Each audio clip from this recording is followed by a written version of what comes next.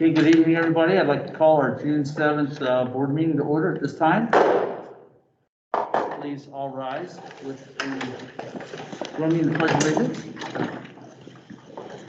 Allegiance. Ready? I pledge allegiance to the flag of the United States of America and to the republic for which it stands, one nation, under God, indivisible, with liberty and justice for all. Thank you. All right, we'll jump through a couple of our formalities real quick here. We've got our presentation. We're going to make a slight adjustment to our agenda due to some scheduling. So we're kind of in hybrid mode at this time. So if you are on joining us virtually, please make sure that you are muted off. Thank you. We will take public comment for those that are in place here. Can provide public comment. And real quick, I'll get vision and mission statement. Our vision is our community inspires and prepares to thrive.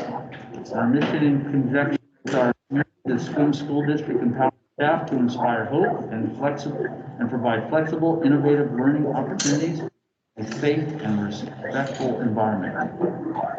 The acknowledgement of the land on Swim School District administrative and school buildings sit on the land of the Squallen people.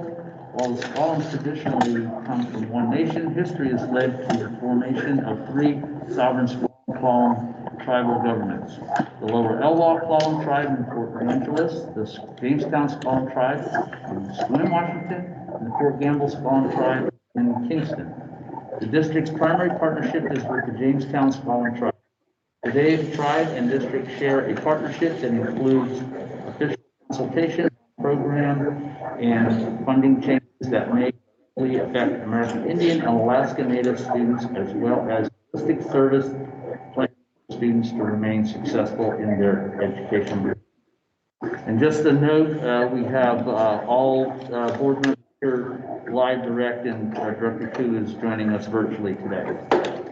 To allow scheduling here, we have our athletic director, Dave Jacobson, with us today to provide the report. We always love with our sports, and so we're going to jump to that item, and then we'll go back to our. Thank you for being flexible and squeezing me in this little time slot. We have a boys basketball game going on right now. They're in the second half. I got a little window where I can come speak to you, and then we transition over to a girls game. So I will get this going right away. The first slide. So this was obviously a very different year athletically for us. A little timeline. You can see, last spring when we got shut down, we were 2 weeks into our practices into spring sports. No games had taken place. We thought when we got sent home that was going to be a kind of a temporary thing, and we'd be coming back at the end of April, and we all know that didn't happen. We found out that we were canceled for the rest of the year. Then we went to work on planning for sports in the fall. Come August, it turns out that wasn't going to take place. We had a plan to move winter sports into January to March.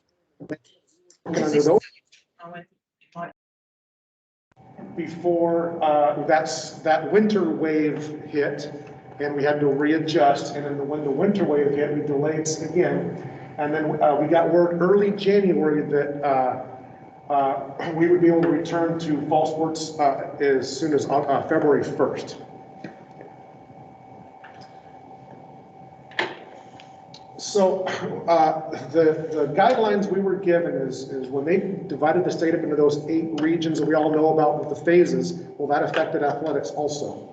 So the Northwest region was Clallam County, Jefferson, Kitsap, and Mason, and that worked for our sports teams also. So we were tasked with accommodating all the teams in that region. So, and we also had the autonomy within our region to kind of develop our own sports seasons. So what we did in our region is we took our existing 7 schools and we picked up other schools from our region that were in a different league with teams out of our region. So we picked up Central Kitsap, Shelton, Bainbridge, South Kitsap, and East Jefferson. And we had some autonomy to to put these sports seasons together. Not everybody did it the same way. There are some areas that just did 2 big sports seasons, and they just split all their sports into 2. There's some districts and regions that started 3 weeks later than us.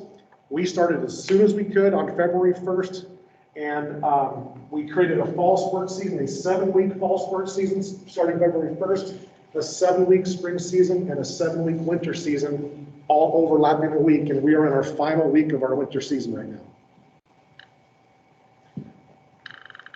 Okay, so when fall sports begin, we have football, volleyball, girls soccer, girls swim, cross country, and cheer, and we decided then to move boys tennis back due to weather. That wasn't for COVID, that was for weather, because we were starting early February. That was a good decision, a lot of rain back then.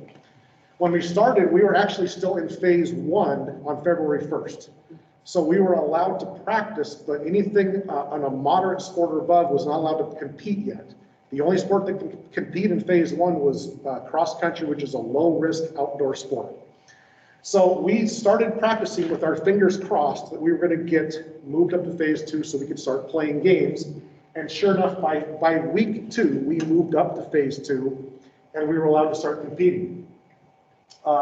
Swim and Port Angeles were the only schools to start off with allowing some amount of home visitors. Most schools just shut their stadiums and their gyms down and did not allow. We had a little local decision here that worked well for our communities. We had to learn how to live stream, and we had help. We got cameras and tripods and conversion sticks, and we learned how to live stream our games. And that's a new reality that we can take with us after this is all over. We can continue to do that. There's no state playoffs in any of these. We have the ability to create a culminating event within our region, and that's kind of what we're seeing now. Is this is a little league tournament, but we won't go beyond into any further competitions after this. Okay. Fall sports was definitely a little different and hectic. What we learned from fall sports was first thing is we had the impression when sports resumed, kids would be flocking back to the fields. We thought they would be hungry and wanting to play and trying something new and just ready to play. And it's actually kind of turned out to be the opposite. Our participation is down across the board, almost every sport, and in almost every school, the participation is taking a hit during this time. Officials run on all-time low. Bus drivers are on an all-time low. That affected us to where we could not send buses out on any day we had school in session. So we had to be real creative to move all of our away games to Wednesdays and Saturdays. Other districts chose to go self-transport. They weren't even getting buses. So it was a pretty different time. The enforcement of masks and social distancing is obviously a challenge for all of our coaches during this time. I think they did a great job. They did the best they could, but it's not 100% perfect all the time. But through fall sports, we got through fall sports with 0 COVID transmissions, which is a victory right there. Okay, then we actually go on to spring sport. Now, spring sports is actually kind of in the window of time they would normally be, so that seemed like a little bit of a normal season. We're talking baseball, fast pitch, boys soccer, girls tennis, track, and golf. Couple of the other schools returned to their other leagues, so our region shrunk. We lost South Kitsap and Shelton. We did have that 1 week of overlap where kids are kind of scrambling, trying to catch 2 practices in the same day and get eligible, but it worked. During the spring sports season is when we actually got moved up to phase 3, and moving up to phase 3 opened up some of our protocols to where some of our tennis and golf and track got to remove their masks, and baseball and softball had to leave them on in the dugout, but when they're playing their games, they can take their masks off. So we adapted to the protocols as we moved through and progressed through the different phases. We also had some spectator protocols that changed to where we could open up a little bit more capacity to watch our games. But our basic rule was if we're going to provide seating, we have to assign those seats so we can contact trace. So we developed a system. We numbered our bleachers in the track. We numbered our grandstands in the gymnasium. And as people would check in, rather than paying for a ticket like they would normally do, they check in and they get assigned their sitting spot, which we can keep them socially distanced and tracked. Okay. We did have a couple little pockets of COVID kids show up with our kids, and that was right in that kind of March, April time where we saw that increase in COVID among teenagers because the adults were getting vaccinated and the kids weren't yet. The good news about that is we might have had a one kid on the team here and one kid on that team there and one kid on that team here get COVID, but it didn't spread through the rest of the team. And that's a hats off to our coaches that following those protocols kept the rest of the team pretty safe. So we felt good about none of those things spread. And now here we are in winter sports. We've got our traditional winter sports going. This is where we put boys tennis also, which was a nice weather for them.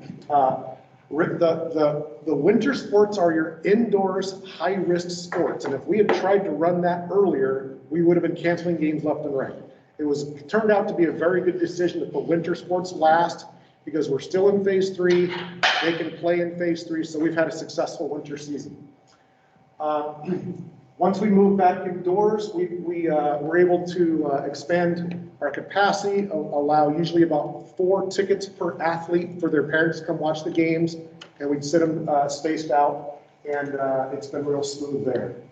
All of our indoor sports are still requiring masks, and that's one of the things that now that our businesses have opened up and allowing no masks in Costco and QFC and stuff like that, we have little reminders that we read through the PA system that on schools, we are still expected to enforce these policies, and we appreciate their cooperation. The wrestlers were the ones that were always the biggest question. That's just such a physical, close contact sport. Our system was we rapid test our wrestlers twice a week, once on a Monday and then once when they wrestle, on the day they wrestled. And all of our wrestlers failed their COVID test every time. And we had 0 transmissions during the winter season. So very successful winter season with no transmissions. And now we're already starting to plan for next year. We're looking at resuming regular sports seasons at regular times, and we're making those plans. I'm expecting by August we might get some update on protocols. We'll see where we're at as far as masks and social distancing, but we're going to have our fall sports ready to roll in August.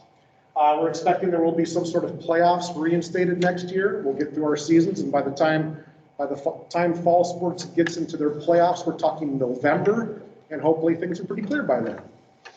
The big question is are we going to get our kids back? Because we lost, I would say our participation is down maybe over 30% across the board of our numbers. So, there's lots of reasons. A lot of kids got jobs and home responsibilities. We had some people that expressed that they were nervous to come back with COVID still around. We have other kids that didn't want to come back because of the mask. So it's there's a lot of thought processes out there. These incoming 9th graders next year will not have played any 8th grade sports and had their 7th grade spring season canceled. So we've got some work to do to get these kids plugged back in and back in our teams and having fun. So a lot of them just got accustomed to life without sports. So we certainly have work to do, and we're going to tackle it. I believe that is my last slide. All right. Any questions? Yes. Just one question about coming from an athlete. I do cheer tennis and then cheer. So I appreciate all of your efforts and everything you do for all of us, because it wouldn't have been a good senior year if I wouldn't have been able to participate in the normal things. So thank you. Thank you. All right, Jim?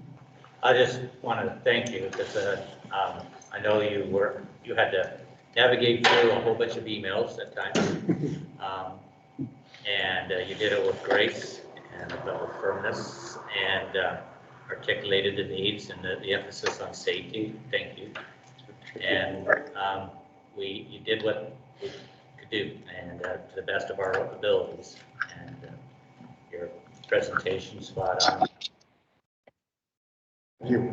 Appreciate it. Director 2, see your hand up there. Yeah, thank you, sir. Mr. Ditlefson, just similar praise. I just wanted to thank you for the effort you led, as you heard from one of our student athletes, just getting our students out there moving, restoring some sense of normalcy. Equity wasn't possible across the board, and you're navigating through those rough waters. It's greatly appreciated, and we're better for it as we sit here today. So thank you so much. Are you rearranging the house over there, Brian? So, oh, there. Yeah, I just. Oh, that's right. Fantastic. I just want to thank you. Fantastic job that you did, the coaches, the student athletes. I mean, I'm sure this is going to be a season to remember. The kids are going to remember this season forever because it was so different. And my guess is a lot of them really enjoyed being able to get out there and show their stuff and compete. And it's fantastic. So I congratulate you and the coaches and the students. Fantastic job. Thank you. I will pass that on to the coaches. Thank you. I appreciated all the technology and be able to watch the game, because I'm always at the games. Being able to, one sport that I hadn't really watched in the past was had an opportunity to see girls volleyball, and I missed one volleyball game this year, live on TV, sitting in my house, eating chips, watching the game, and then I could bounce from that over to, there's a soccer game going on as well. I literally had one day I had my computer on and my TV on, and both games going at the same time. Good. And it was Good to hear. awesome to watch. Good. Yeah, thank you. Okay, well, I know you've got other Okay. duties to get to, Dave. Thanks. It's We'll always see you a pleasure. during overtime. Yes. Thank you very much. Thank you. All right. Okay, where am I?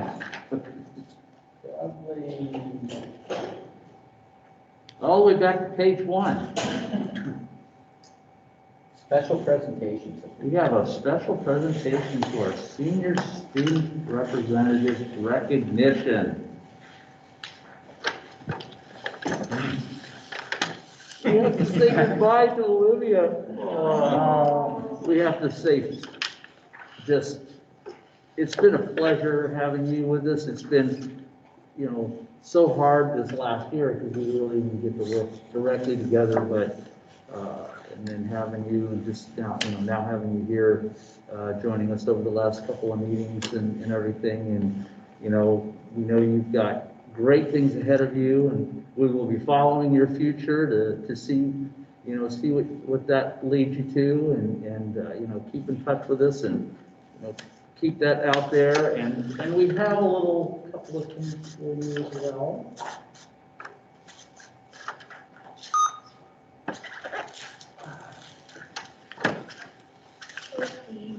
Olivia. Appreciate it. Yeah. Oh my gosh, so cool. Thank you.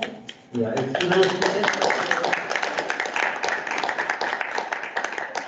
been great to watch the growth of the student representative, position, and every year as things kind of move on and all, and you came and brought another aspect to it, and now we have Alyssa moving forward and getting someone as she steps into that senior role. So thanks for your leadership guiding her as well, and just everything you've done. And I don't know if anybody else has any, I know. Go ahead, Jim. I'll just say, you stepped right into some of your student voice for legislative items, and I really appreciate that, and you were at several forums and telling about the needs of your fellow students and having that lens. I remember one of our first meetings, I think we were over in the high school, actually, in a library. And we were talking about some curriculum, and then he was like, I want to speak on that. And he stepped right up and let the voice out. So thank you very much, and all the best on your ventures at Hawaii Pacific. Hopefully we'll see more of your good works. Yeah, definitely will miss your passion and enthusiasm, and you brought a lot to the board, and we appreciate it. Thank you, Olivia. Yeah. We're excited for Thank you. I appreciate you guys. All right. Well, thanks so much. Thank you. Okay.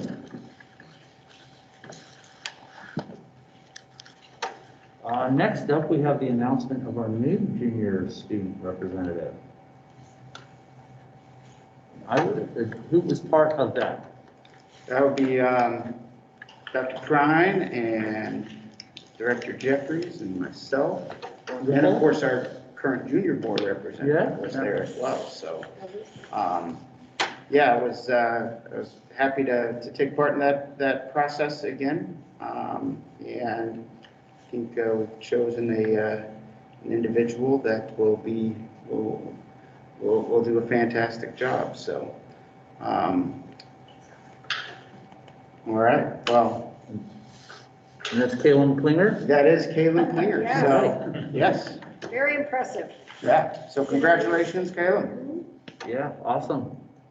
Awesome. Looking forward to, Kaylin will be joining us in September. When we come back from school. All right. All right. Thank you. Okay, next up, we have a virtual retirement recognition presentation from our own HR director, Victoria. This is just really fun. It's really Looking nice. forward to this. She is.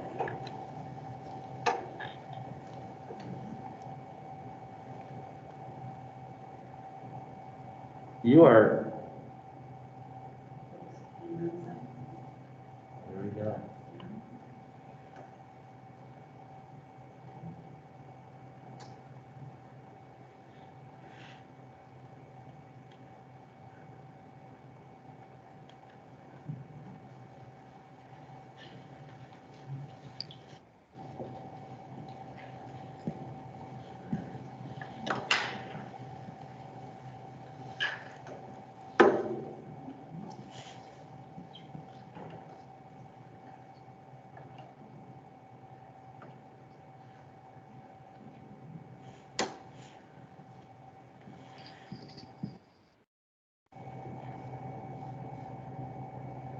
Someone tell Victoria we're working on it, it's not her.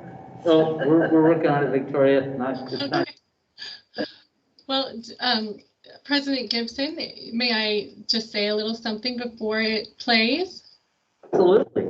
Okay, well, I just want to say that this is just one of my personal favorite moments of every school year, when we get to honor those who have devoted their lives to the pursuit of empowering our students to thrive. And when we worked on, we have prepared this presentation, and it features I like to say it's the retiring class of 2021. So we hope that you will enjoy this and that our retirees will feel honored. I want to give a huge shout out to Megan Like, who partnered with me to make this happen, and our principals who joyfully showed up to record all of their well wishes.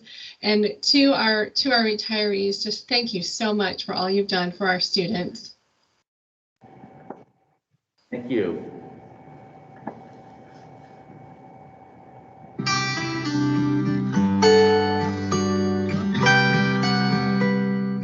The Sequim School District is committed to inspiring and preparing each student to thrive.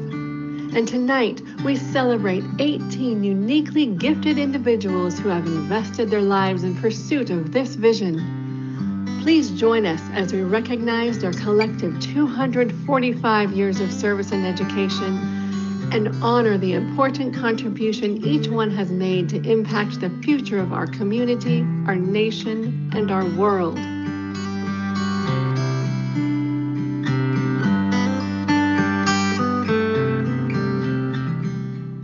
Sue Alden. I have had the pleasure of working with Sue the last few years at Sequim High School. She is a wonderful paraeducator in our district, and we were lucky to steal her from the middle school. She is particularly talented and gifted in dealing with students who may need a little extra support. I enjoyed talking with her about all things Alaska, learning all kinds of things about her growing up. She is a presence at the high school and will be missed. We wish you the best in retirement, Sue. Sean Langston, principal at Sequim High School, and fortunate to work with Sue Alden. Terry Barrett. Well, she's got a heart for humans. She's got the patience, and the gifts to work with even the most challenging of us. For her, it doesn't seem to matter whether the person is a child new to her care, one she's known for years, an adult caregiver, or a colleague on the journey with her. Terry's character and her deep-rooted desire to help others always shines through. She's going to leave a void at the middle school and in our district as she challenges herself with new opportunities. And for those who come after, you're going to be measured against the Terry Barrett standard. This is Mark Harris from Squig Middle School. Kathleen is a retired special education teacher and has been a volunteer and paraeducator at Grey Wolf. She is my favorite kind of person in that once she retired, after 33 years of service, she still missed kids and wanted to help them succeed. She has worked every Monday at Grey Wolf for the last 3 years. Kathleen, your dependability, smile, and kindness will be missed. We can't wait for next year when you come back and volunteer in our kindergarten classes. Donna Hudson, Principal, Grey Wolf Elementary.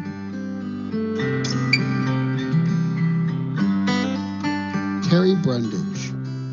We are going to miss Terry Brundage at Squim High School. Terry has been an outstanding secretary in our counseling office for a number of years. We're going to miss her caring, calm, and relational presence. I know the counselors and registrar are going to miss her deeply, and they will tell you that that office will not be the same without her. We wish her the best in her retirement, and I'm going to miss seeing her on the golf course. Enjoy your retirement, Terry. Sean Langston, principal at Squim High School, and a fortunate person to work with Terry Brundage.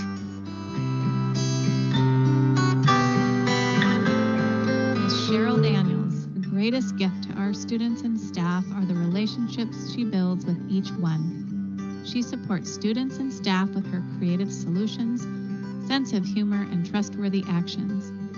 There is no task too daunting for her, and she has extremely high standards for her work with others. She is positive and hopeful in all she does. I hope you can all wish her well as she retires and gets to spend more time with her new grandson. The Helen Haller staff wishes Cheryl the very best in the next chapter in her life and thanks her for sharing her heart and myriad skills with us. Rebecca Stanton, Principal, Helen Haller Elementary. Matthew G. Duco, almost 20 years in Squim. I make this announcement of retirement with sorrow and joy. His experiential ed background and belief in all people is the legacy he leaves behind to inspire us. A man of many quotes, from deep thoughts of living on the edge to Lake Wobegon, to this week's reincarnation quote. And here it is. I don't actually believe in reincarnation, but I think that if I were ever to be reincarnated, I want to come back as a piece of art or a fortune cookie. It would be so nice to have the sole purpose of brightening people's day. Quotes by Matt Duco. Matt is a day maker and a purveyor of all the good things. We are grateful for all Matt has done for the Squim community. He will be missed. Shelley Langston, Executive Director of Learning Support Services. Vern Foskett. Wow.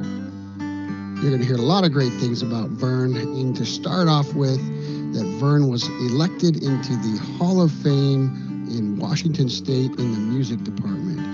He's not just a Hall of Fame music director, he's a Hall of Fame guy. He has dedicated his life to the arts and specifically band. When he arrived at Squim High School, our band was quite tiny, and he built it into a world-class program and an award-winning band. He leaves a legacy of impacting thousands of students. Vern Foskett is simply the best band director I've ever seen. Congratulations, Vern. I can't wait to still hang out with you because I see you on your walks with your wife and your dogs. Sean Langston, principal at Squim High School. Very fortunate to work with Vern Foskett. Carol Harms. There are so many things to say about Carol Harms. She is one of the most unique people I've ever worked with in education. She's an outstanding math teacher at Squim High School. She's dedicated and smart, caring and compassionate, and takes her job very seriously. She's a great sounding board for our entire staff and also for me personally.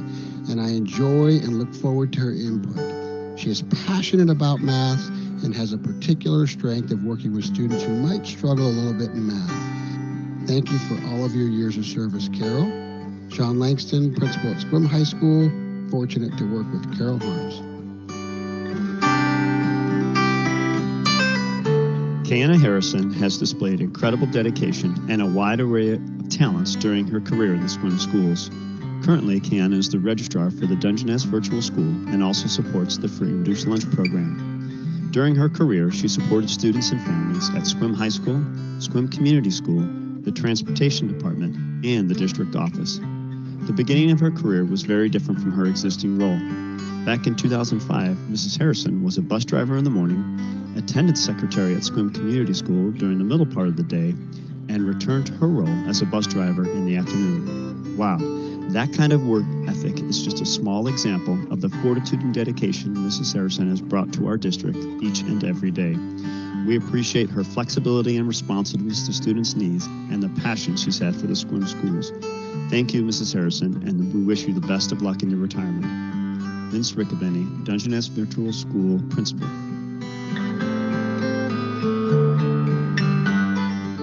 Teresa Iverson. Teresa, congratulations on your 25 wonderful years at Grey Wolf. I would describe Teresa as a gifted educator, collaborative teammate, teacher leader, and advocate for students. Enduring memories of you will be your love of students, a belief that all kids are capable of success, and your reading fun and important books to your classes throughout the year. Enjoy every moment with your family and granddaughter and keep cheering on the Seahawks and Mariners. Teresa, your enthusiasm, smile, and care for kids will be missed. Donna Hudson, Principal, Grey Wolf Elementary School.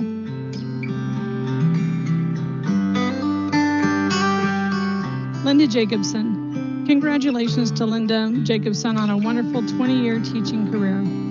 Linda has spent the last 3 years serving the children of Grey Wolf Elementary School. Linda is very hardworking and gives 100% to her students and her families. She also gives 100% to her teammates. She really went above and beyond this year to serve her team and to loop up with her third grade class and give them every advantage during this COVID-19 abbreviated year. Linda, your joyful laugh and dedication to our kids will be remembered fondly. Donna Hudson, Principal, Grey Wolf Elementary School.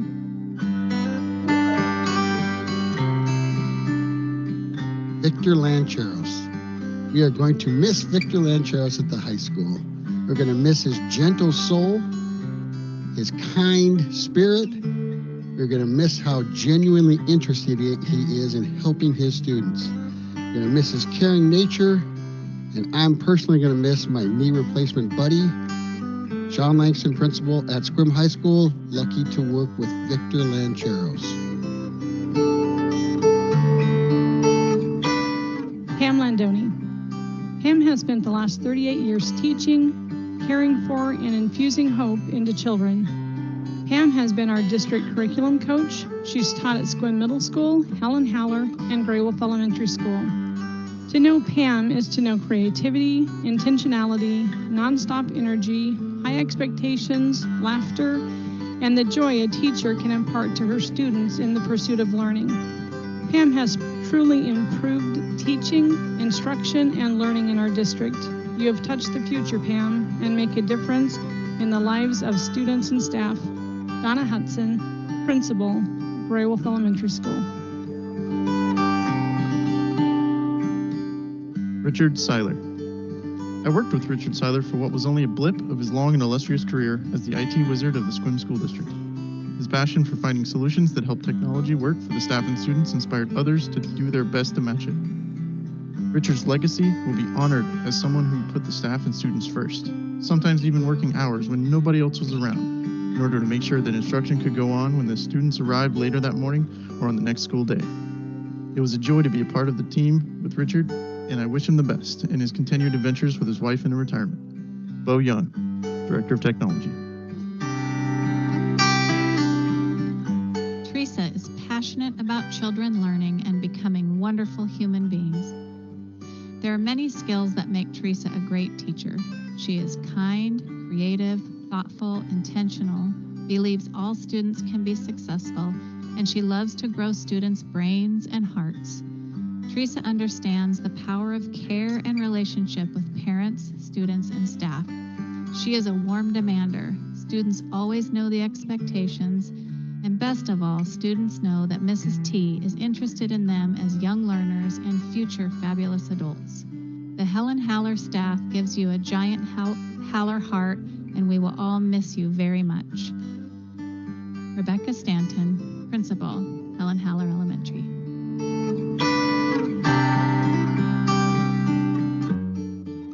Monica Walls. Monica traveled across the whole country 6 years ago. From the upper right-hand corner to the upper left of the good old USA. We're so happy and so lucky to have been recipients of Monica's kindness, brilliance, and hopefulness. Monica is an adventurer, moving here, exploring the great PNW, plus her amazing work forging new and improved systems for our children here in SWIM. As a counselor and school psychologist who's brought her goodness to all schools in this whole district, Monica is a bright light for all of us. We'll miss her, and we sure wish her the best on her next adventure. Shelley Langston, Executive Director of Learning Support Services. Jolie Will.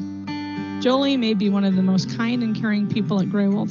Her soft-spoken, gentle nature is a wonderful gift for children. Kids will work for Jolie without hesitation and with enthusiasm. It is rare to find a heart made purely to help those around her. Jolie is a one-of-a-kind and truly irreplaceable. You have made a difference in the lives of children, Jolie. Thank you. Donna Hudson, Principal, Grey Wolf Elementary.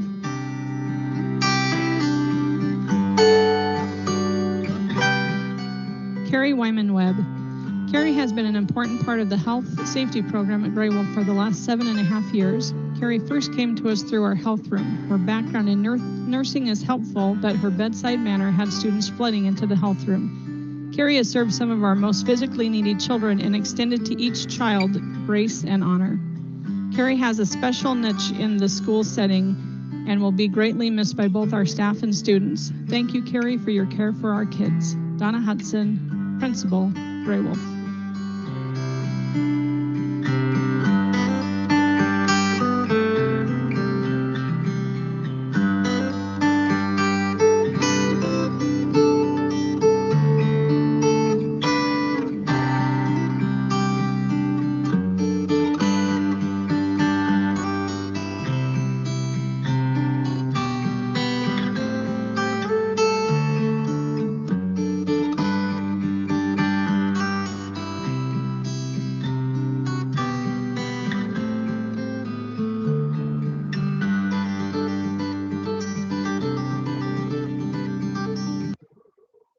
I think that deserves an applause.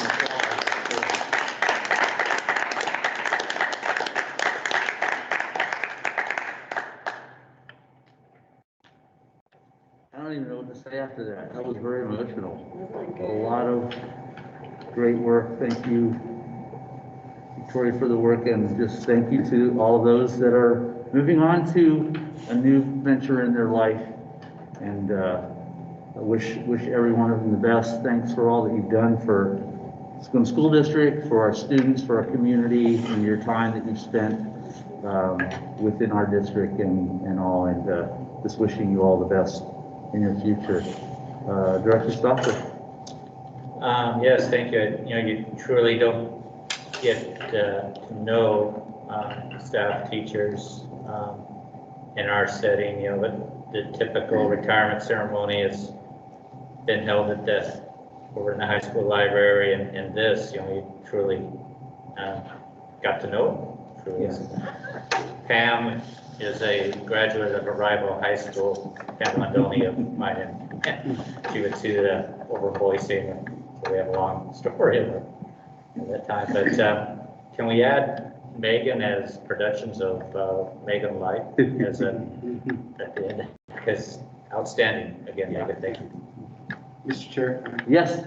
Just to add on, just for great work with the presentation, but just that many years of service in a, you know, this is obviously education is a job that just, it's not a job, it's it's just something, nobody does it for just a paycheck, and that many years of service, for students of our community is just admirable, and, folks invest their heart in it, they're investing, there's so much of them, that it's, just want to thank all of these individuals for what they brought to our schools and our community.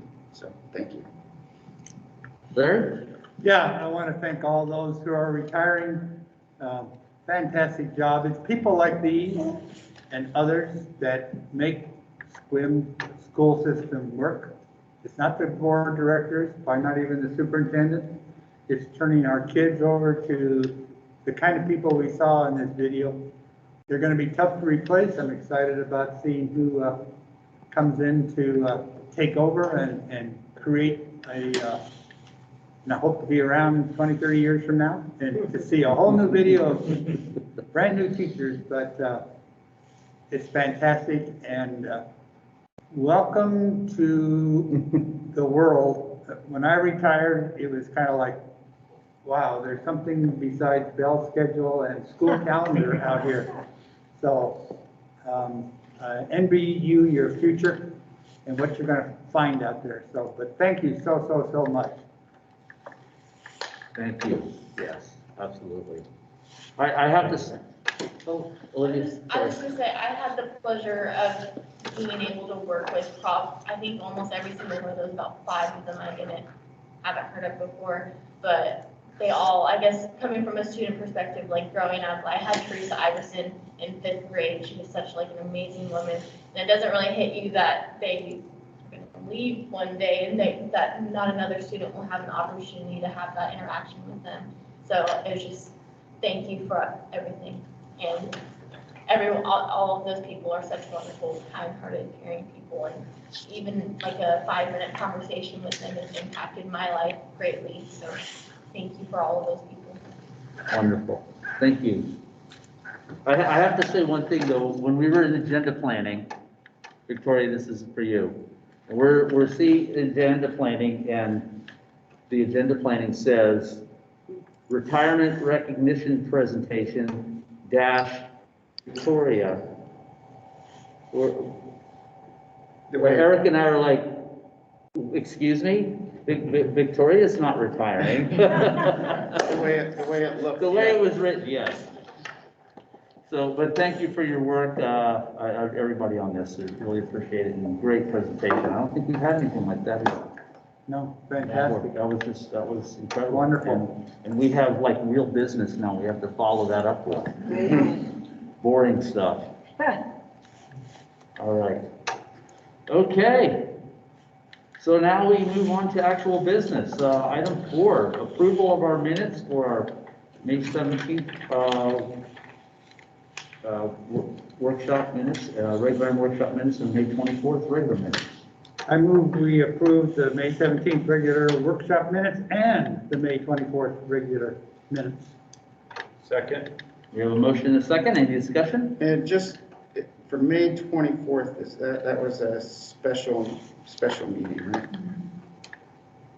So, Yes. okay. So May 24th was a special meeting. Okay. We Yes. had just one I item. think it was just the regular minutes kind of, okay. That's the one we approved the. Back to school. Yeah. Back to school. Back to school. Yep. Yeah. All right. All right. Anything else? Hearing none. All those in favor signify by saying aye. Aye. Aye. Opposed? Oh, yep, you too, Brian. Gotcha. All right. Next up, we have our agenda. Any changes other than moving Mr. Detlefsen around a little bit? Mr. Chair, I'd move to approve as amended. Second. All right, thank you. Any discussion? All those in favor signify by saying aye. Aye. Aye. Any opposed, same sign? All right, motion carries. Next up, we have our consent agenda. Mr. Chair, I move to motion to pass. Second. All right, Director Stauffer, motion. And Director Pickens, second. Any discussion? Yeah, it's just two items. First, the donation from the Swim Rotary for, it was a para-bike there. Thank you, Tracy. And so much appreciate that. I think they've been doing that in a series of, so we've got several of them, so grateful for the Rotary Association. And then I note that our fact cap extraordinaire Jody Olson is moving on. I think she got picked up by Peninsula School District. She asked me for a letter of recommendation on that. I was like, you know, when you, it's sometimes you look on that as other opportunities and new opportunities, and I think it's hopeful for her family. So I'm going to miss her, and otherwise, that's all I have to add. Mr. Chair, also just to note, already seeing some of the, you know, we just went through the retirement, but also just seeing that we're already bringing on some folks to start in the summer. Glad to see we're jumping right into that, because that's a process that takes a little bit of time, and we want to make sure we have the opportunity to recruit the best. So glad to see bringing those new folks on. Absolutely. I just want to point out that we have hired Maren Packer as our Equity and Family Engagement Coordinator. She started last week. She's unable to be here this week. She's moving from Boise, actually, with her husband and 3 babies that are 2, 1, and 8 months. And Sarah Decker, we hired at, we are asking you to approve, and Helen Haller as the assistant principal, and she comes to us from Forks. And Erin Fox comes to us from Swim High School, so we're pretty excited about that as our new assistant principal at the high school. So we're very excited about, and Kara Manley, I will tell you, the new preschool teacher, her husband is Travis Manley in the tech department. So just really, really excited. And Craig Brooks is, he's going to be a math teacher, and he and his wife are coming from Shanghai. So coming back to the United States. So lots of really exciting things happening. Yes. Getting the right people on the bus and the right seats, we're just thrilled. Absolutely. Director Koo. Thank you, sir. Same comments about our recruitment activity, and note our housing challenge. So, you know, if there's anything we as a board can do to help address that, please don't hesitate to call on us, Dr. Prine, just because it's that bad. And otherwise, just as a technicality, due to familial ties, I will recuse myself from this vote. Yeah, congratulations to Erin Fox. Yeah, I was telling my daughter the other day, and she's like, and Erin's her counselor. Oh. Can I still go to her? She's so helpful. Yeah. All right. Okay. With that said, all those in favor signify by saying aye. Aye. Any opposed, same sign? Any abstain? Aye. Okay. Next up, we have public comments. He's on his way with the list over here. Thank you, sir.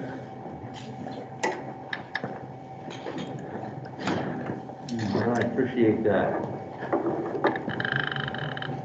Okay, so we have public comments. Each individual has up to 3 minutes.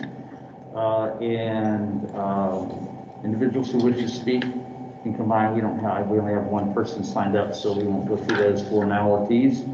And we have, is this Anders? Sir, you are up. The floor is yours.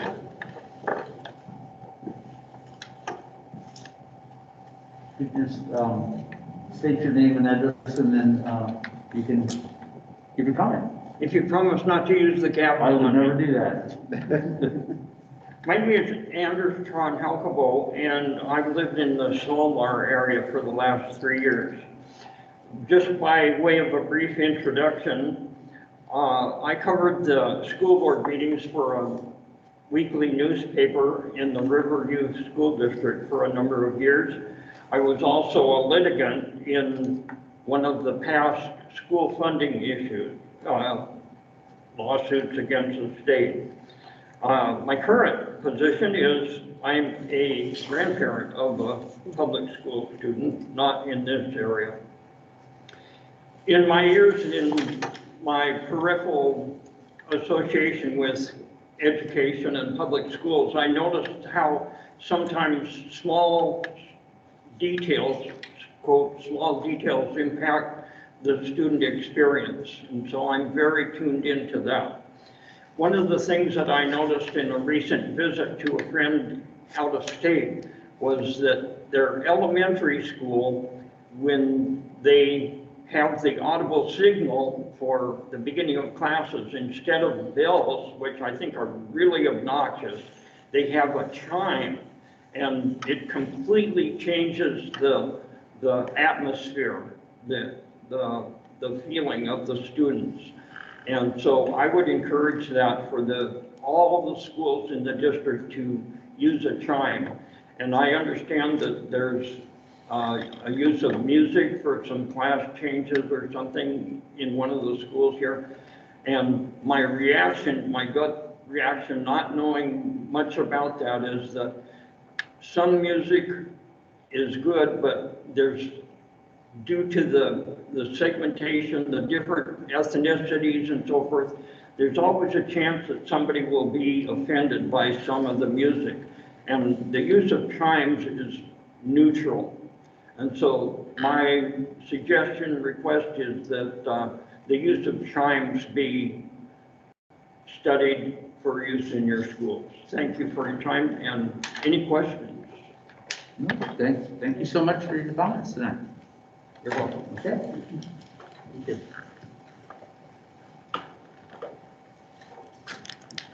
Okay. Next up, we have our senior representative, Olivia Preston. Thank you. I would just like to start off with thanking everyone for giving me these amazing opportunities the last 2 years. It's been an honor to be able to represent the students, to be able to speak on legislative items. That's what I want to continue doing on in the future. It's just been such an influential, only constant thing I've had these last 2 years. So I appreciate all of you guys and everything you guys do for the students. The high school would like to share that Tuesday, the 8th, the senior awards night will be held at the gym at 6 p.m. There's very limited seating and parents will only be able to attend. On Wednesday, there's mandatory graduation practice from 1 to 3 on the football field. This Friday is graduation at 6 p.m. OPA would like to share congratulations to the OPA graduates, Carrie Tucker, Rebecca Parker, and Anna Carazoza. We had a wonderful ceremony and celebration for our students. Go Otters. Also, we're looking forward to the DBS information night this Wednesday night, 6 to 7 p.m. in the SHS cafeteria. I did not receive a report from the middle school, and Helen Haller would like to share, this is the second to last week before they finish the school year. June 11th is the deadline for the return of all library books. The last day that we will get to see the students of AA group in person will be June 15th, and for the BB group will be June 16th. For the students who choose to stay on remote learning, the last day for this school year will be June 17th. We will see you guys all next year. Gray Wolf would like to share, this year went by fast, and May 18th was the day for the enrollment for the 2021-2022 school year. Our staff and teachers are collecting the library books on June 9th. June 16th will be the last full day for the students in the BB group. June 17th will be the last day of school and also the last day for the remote students. This has been a tough year for everyone, but we got to pass it together. We are thrilled for this year to end, but even more excited for the next year. And that is all the reports that I have tonight. Thank you. Thank you. Thank you. What's left you with all the work done for your last day, huh? Okay. All right, excuse me. All right, next up, we have our regular board communication. And we will start off with Director Koo. And one request, as we heard, we have graduation Friday, is if we could all just confirm the fact that you are going to attend as a board member on Friday or not. So you can just state that when you do your board communication. So Director Coog, you're first up, sir. All right, just doing a quick sound check. Am I coming in clear?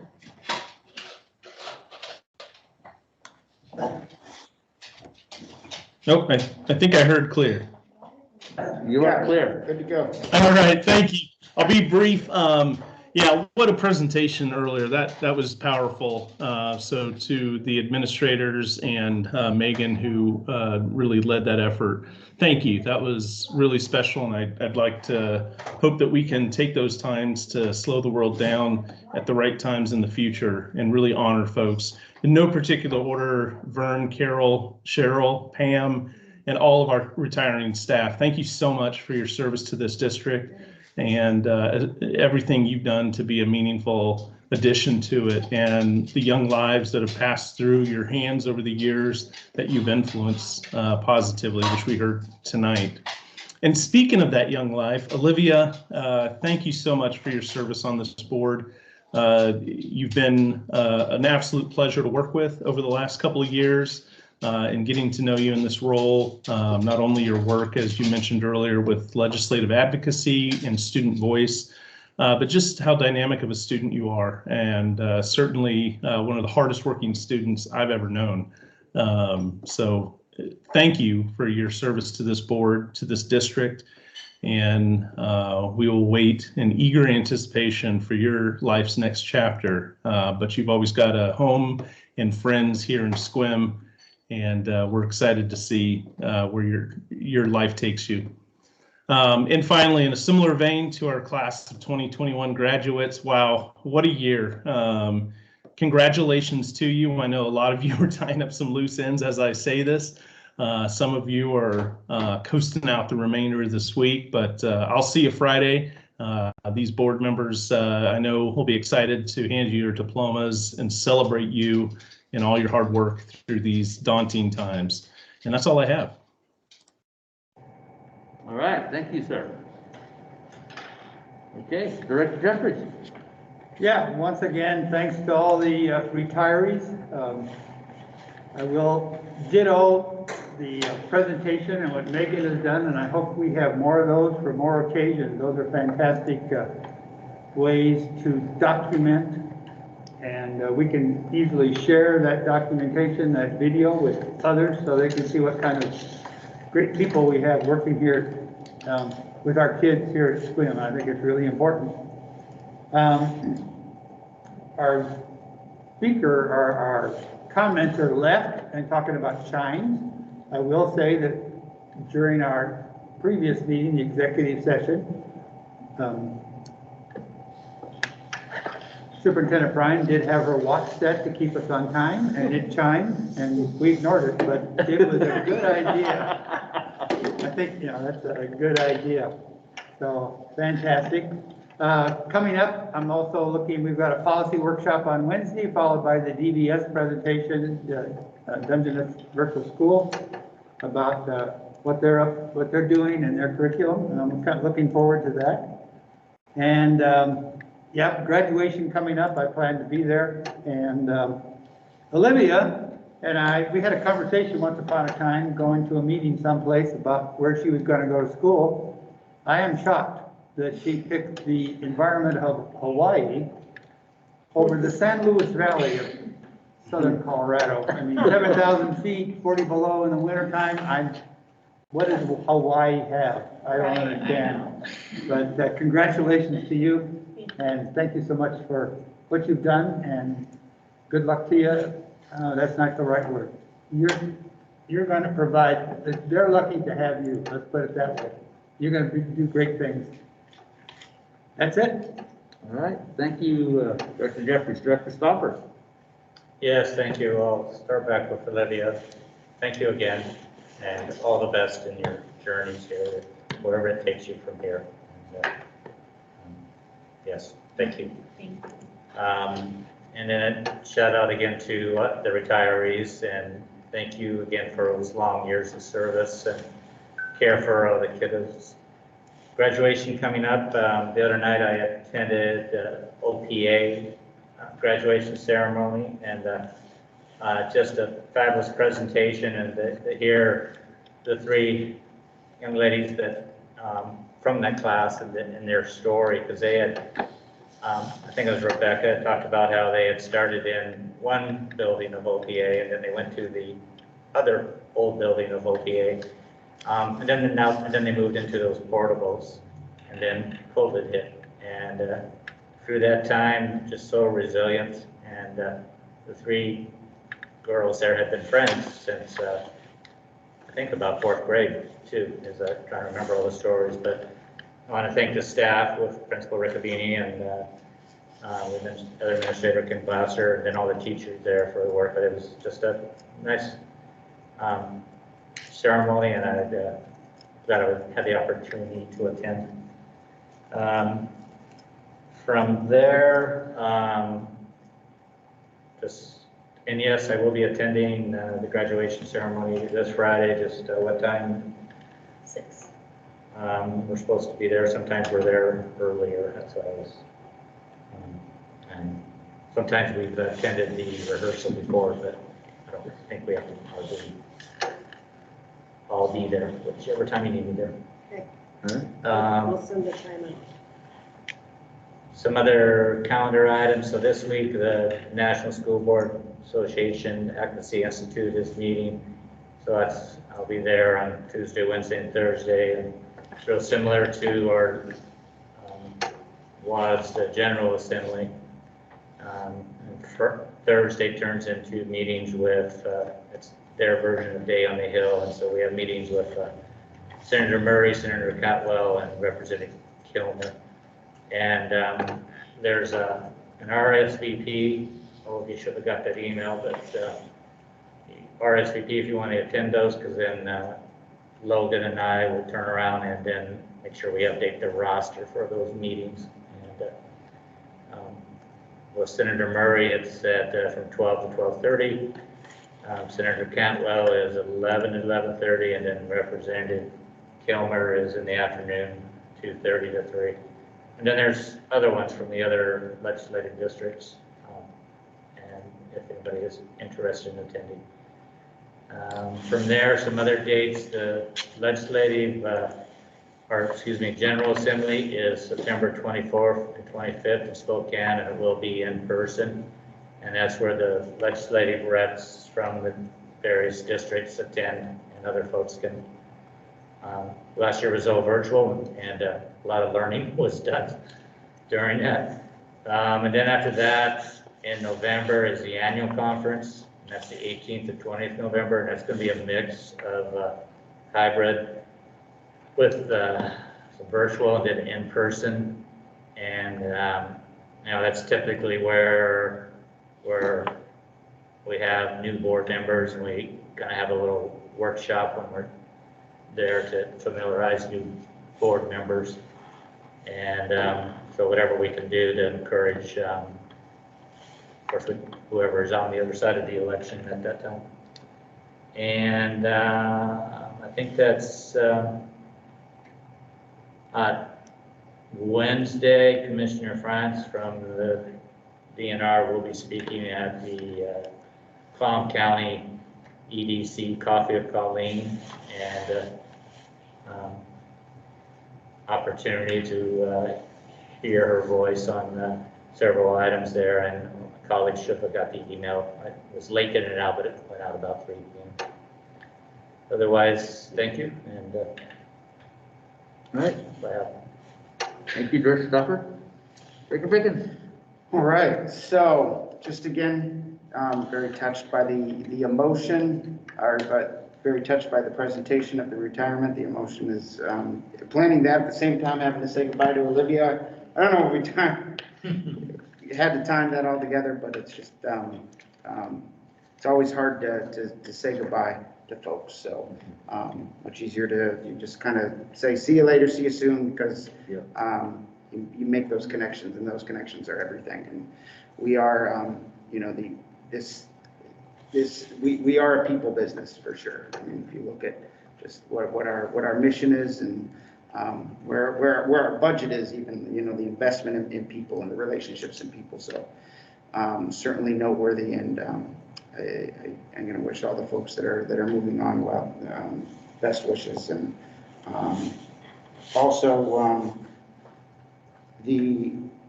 wanted to mention that I am looking forward very much to the equity workshop that we have planned, and I know we have that on a little bit of an agenda item as well, but I think I'm looking forward to some of that work that we can do as a board. I think if nothing else, the pandemic has really pointed out a lot of the inequities that are out there.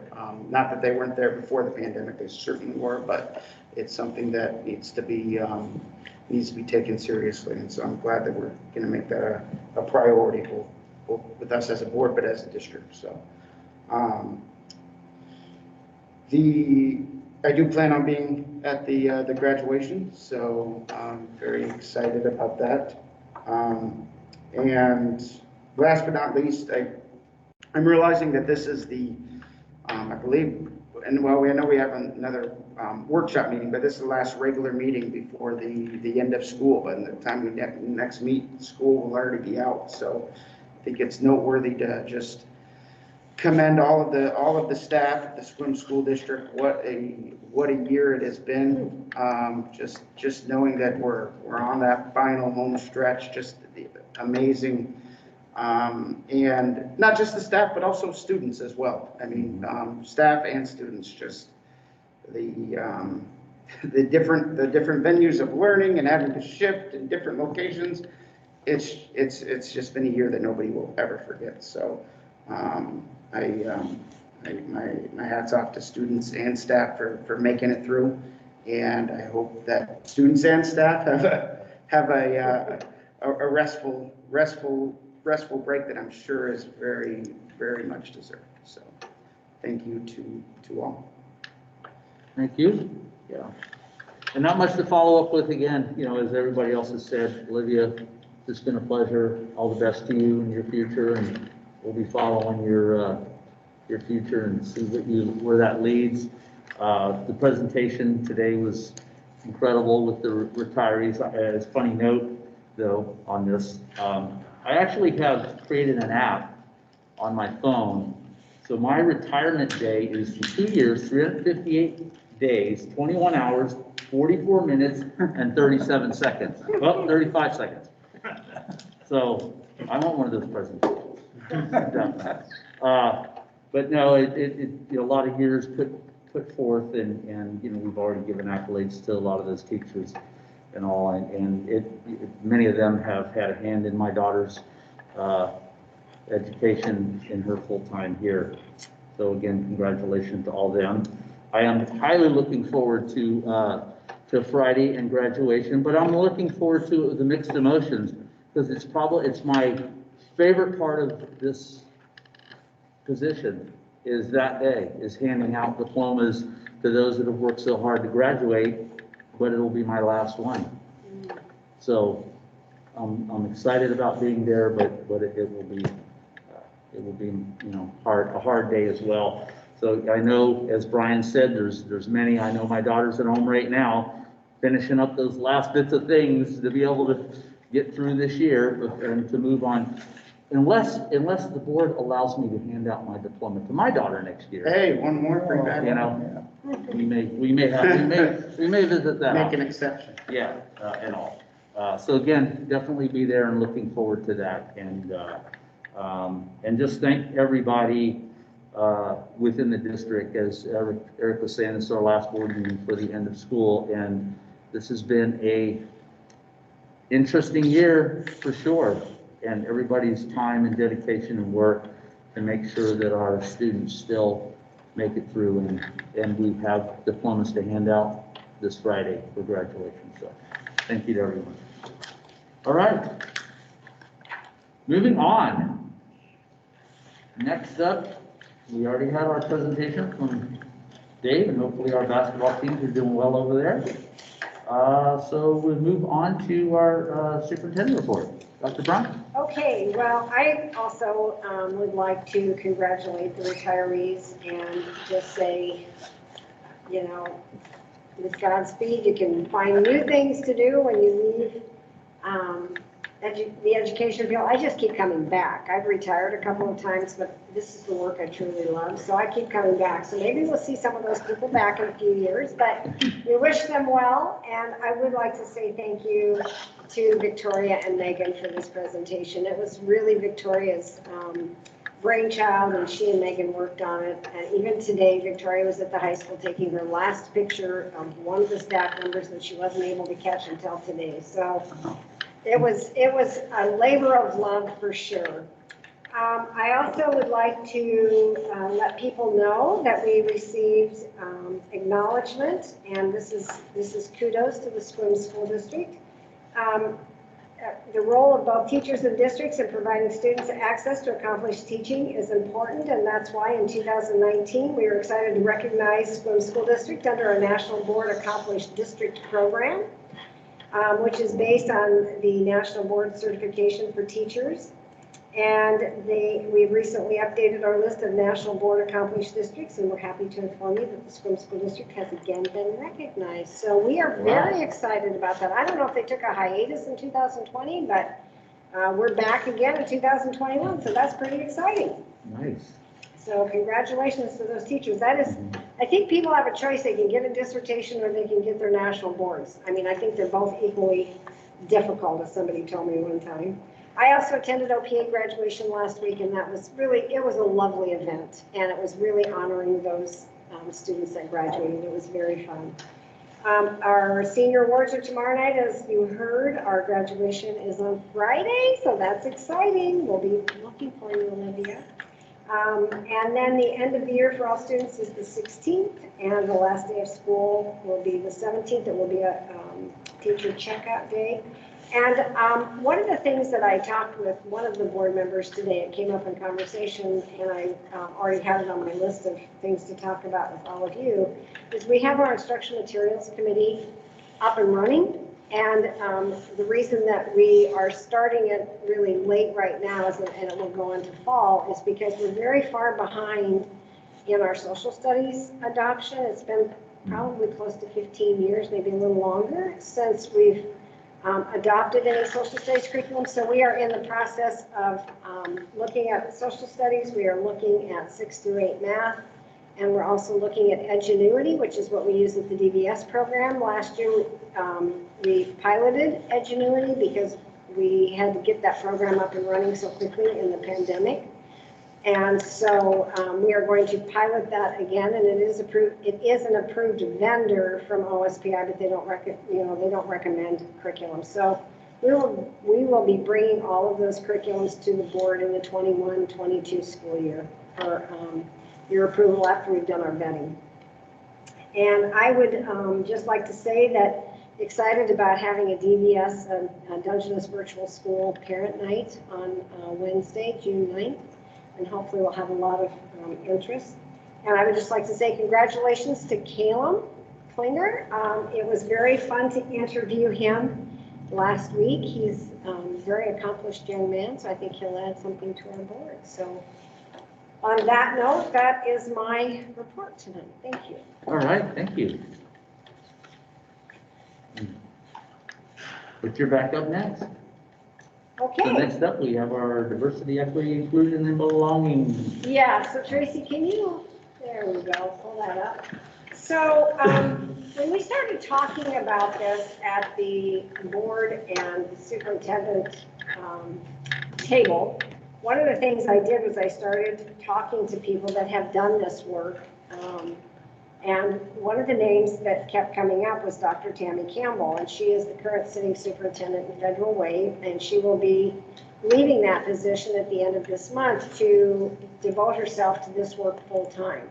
And so she has a system. She'll be working with the board on June 18th. She will be virtual, and I'm hoping that the board and myself can be together for those conversations. And I'm thinking in the boardroom, and we'll figure out how to let people attend that meeting virtually. But anyway, so she looks at systems, structures, and culture and shared understanding. And I won't read all of this to you, but her leadership targets are to share a vision of what equity looks like in the district, reflect on the board and superintendent best practice in enacting policy and strategic actions. Then we probe and select district policies through the lens of equity, and then share promising outcomes as a result of systems leadership focused on equity. And that's what she will do with the board. And then what will happen in August, she'll be coming to our administrators retreat and working with our administrators and myself. And then she will continue to come back throughout the fall and work with all of us. And then we will start to roll that out to the schools. Probably, I'll have to see how this work goes, but I'm thinking late fall or early next semester. So we're everything we're doing next year with our school improvement plans and all of the work that we do in all of our structures and all of our systems will be with the lens of diversity, equity, inclusion, and belonging. And it's really, I think, important to have the B attached to the DEI, because I think when people feel like they belong, it makes for a much more inclusive, diverse, and equitable system. So that's what we'll be doing. Again, I'm not going to read all this to you, but you can look at it on board docs. But that's the work we'll be starting next week on the 17th, or the 18th, excuse me, with Dr. Tammy Campbell. Any questions? I'm pretty excited about this one. Yeah. Hey. All right. Okay, next up we have action item on our capital projects management selection. We had the opportunity to hear from both of our candidates a couple weeks ago, and so it's time to make a selection on who we choose to take that on. This one. So, I'd like to make a motion that we approve the Weneha Group. I'll second. So we have a motion and a second on the Weneha Group. Some discussion. Director Koo. Great, thank you. I'm prepared to actually make a motion to move forward with Vanner. And while I appreciate the Weneha Group and what they brought forward, we have a known quantity in Vanner. They've already outperformed us in a previous project. And so I'd be interested to hear any counter arguments as to why that doesn't make the best sense for our district.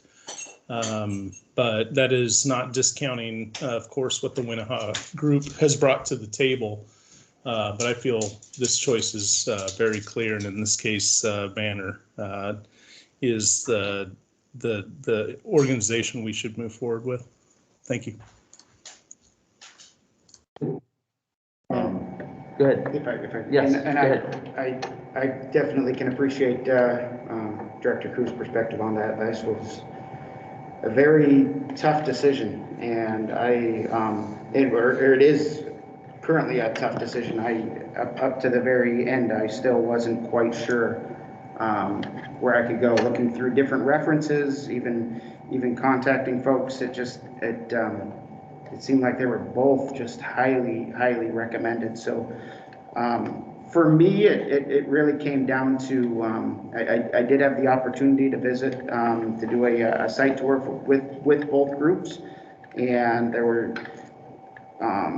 because everything else was sort of a toss-up. It did sort of come down to that, and just the I want to say the professionalism, the attentiveness to how to proceed.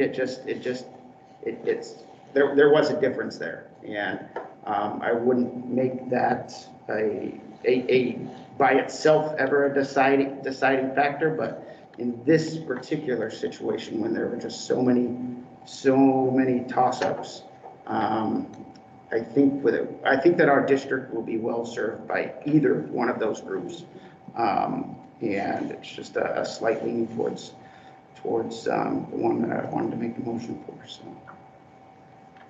Director Jeffries? Yeah, I agree. Ditto to what Director Pickens said. It's a toss-up.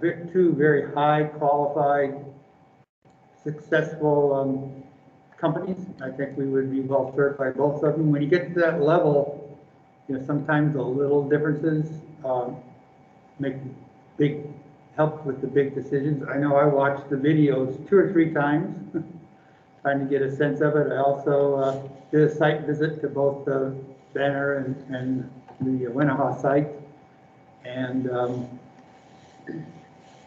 so I plan to support the motion, and it's one of those tough decisions because they'd both be great. I do hope that one of Weneha's promises or part of their presentation was hiring of a local person to get some project management training. And I think that's a great idea. And I just appreciate both companies and what they do for schools around the state, and both of them are involved in other projects besides schools. So it's one of those fantastic choices. But I appreciate both of them, and I really appreciate the group. I don't know if I do or not. The group that brought it to us here.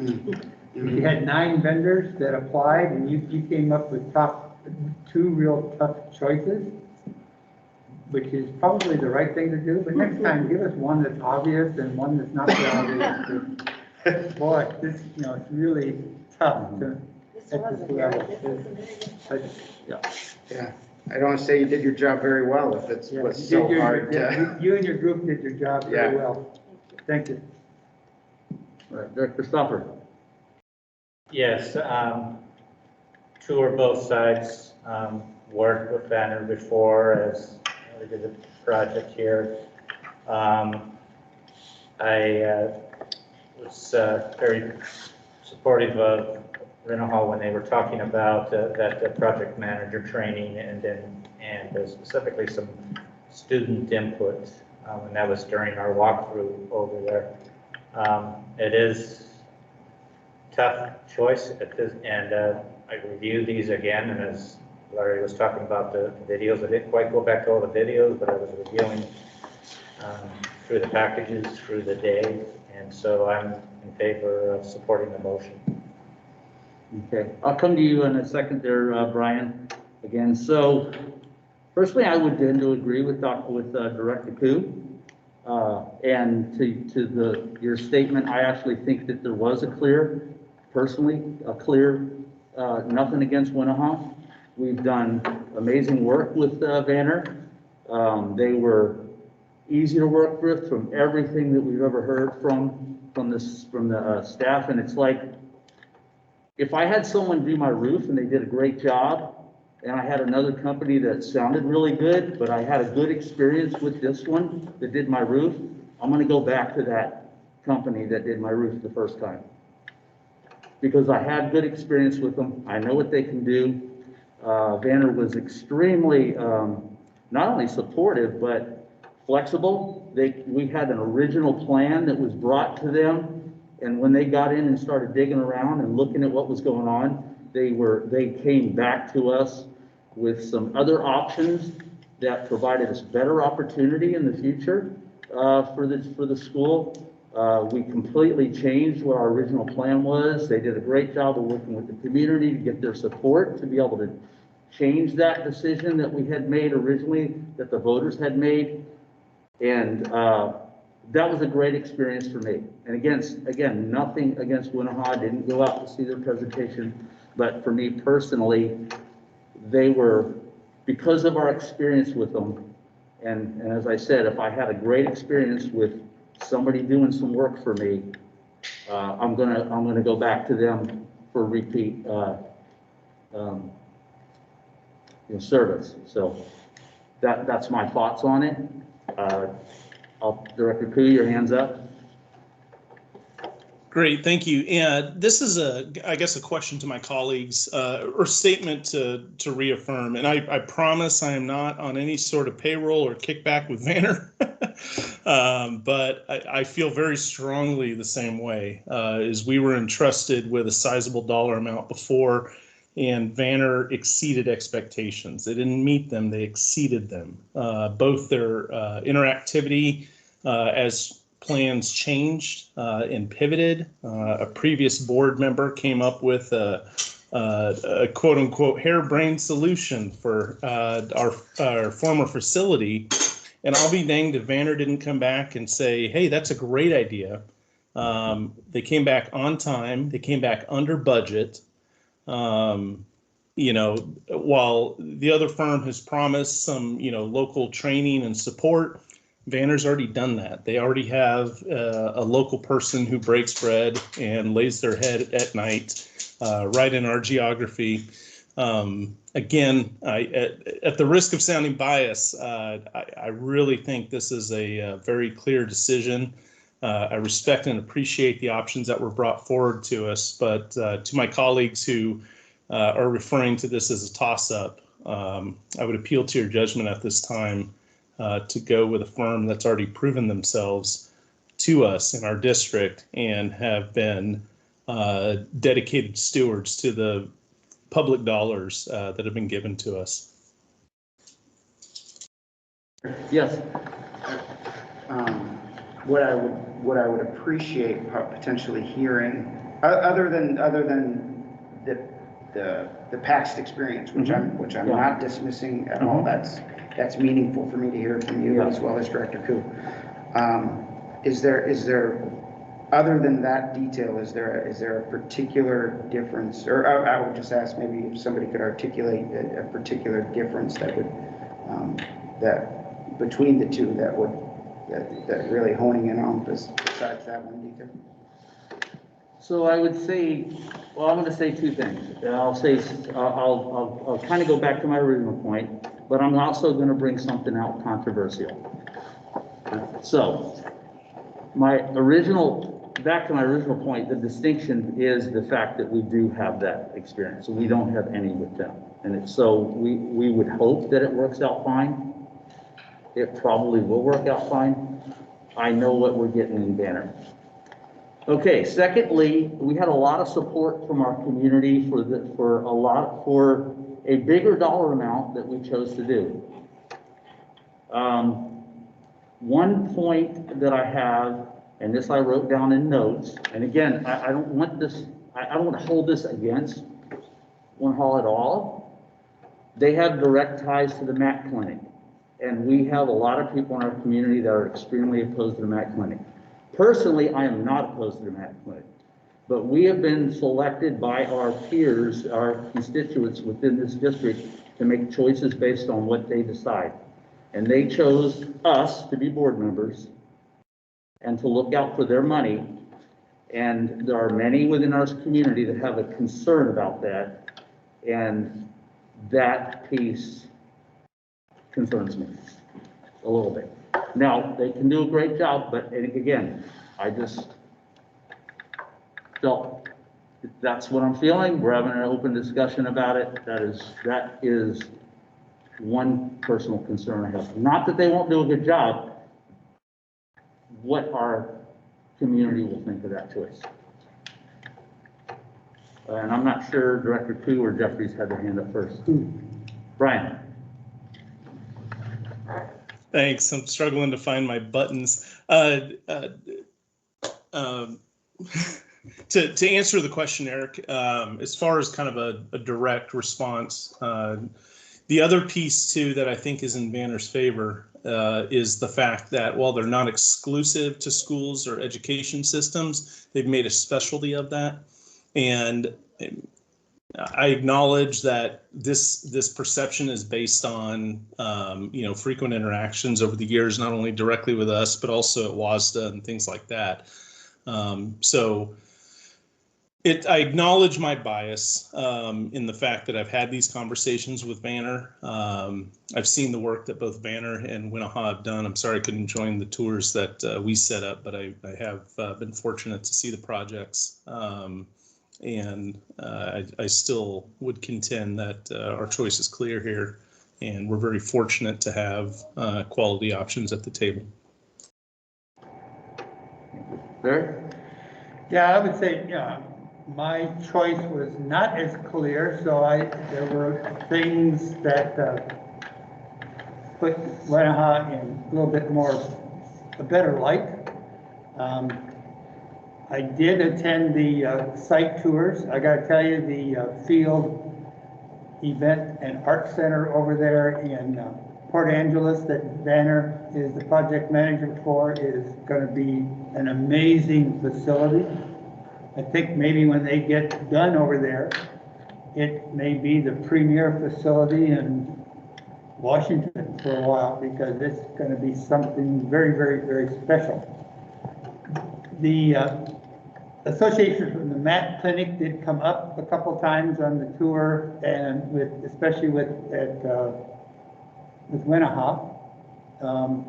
So I tended to try to make my decision without that in the back of my mind, and just try to figure out what I thought would be the best for us and for the district and for the community. One thing I noticed when we did tour the Vanner facility, it was led by the executive director of the Field Events and Art Center, and there was one Vanner employee that kind of tagged along and answered some of our questions. When we toured the Weneha facility, the Matt Clinic over here, we had 3 Weneha people leading the tour.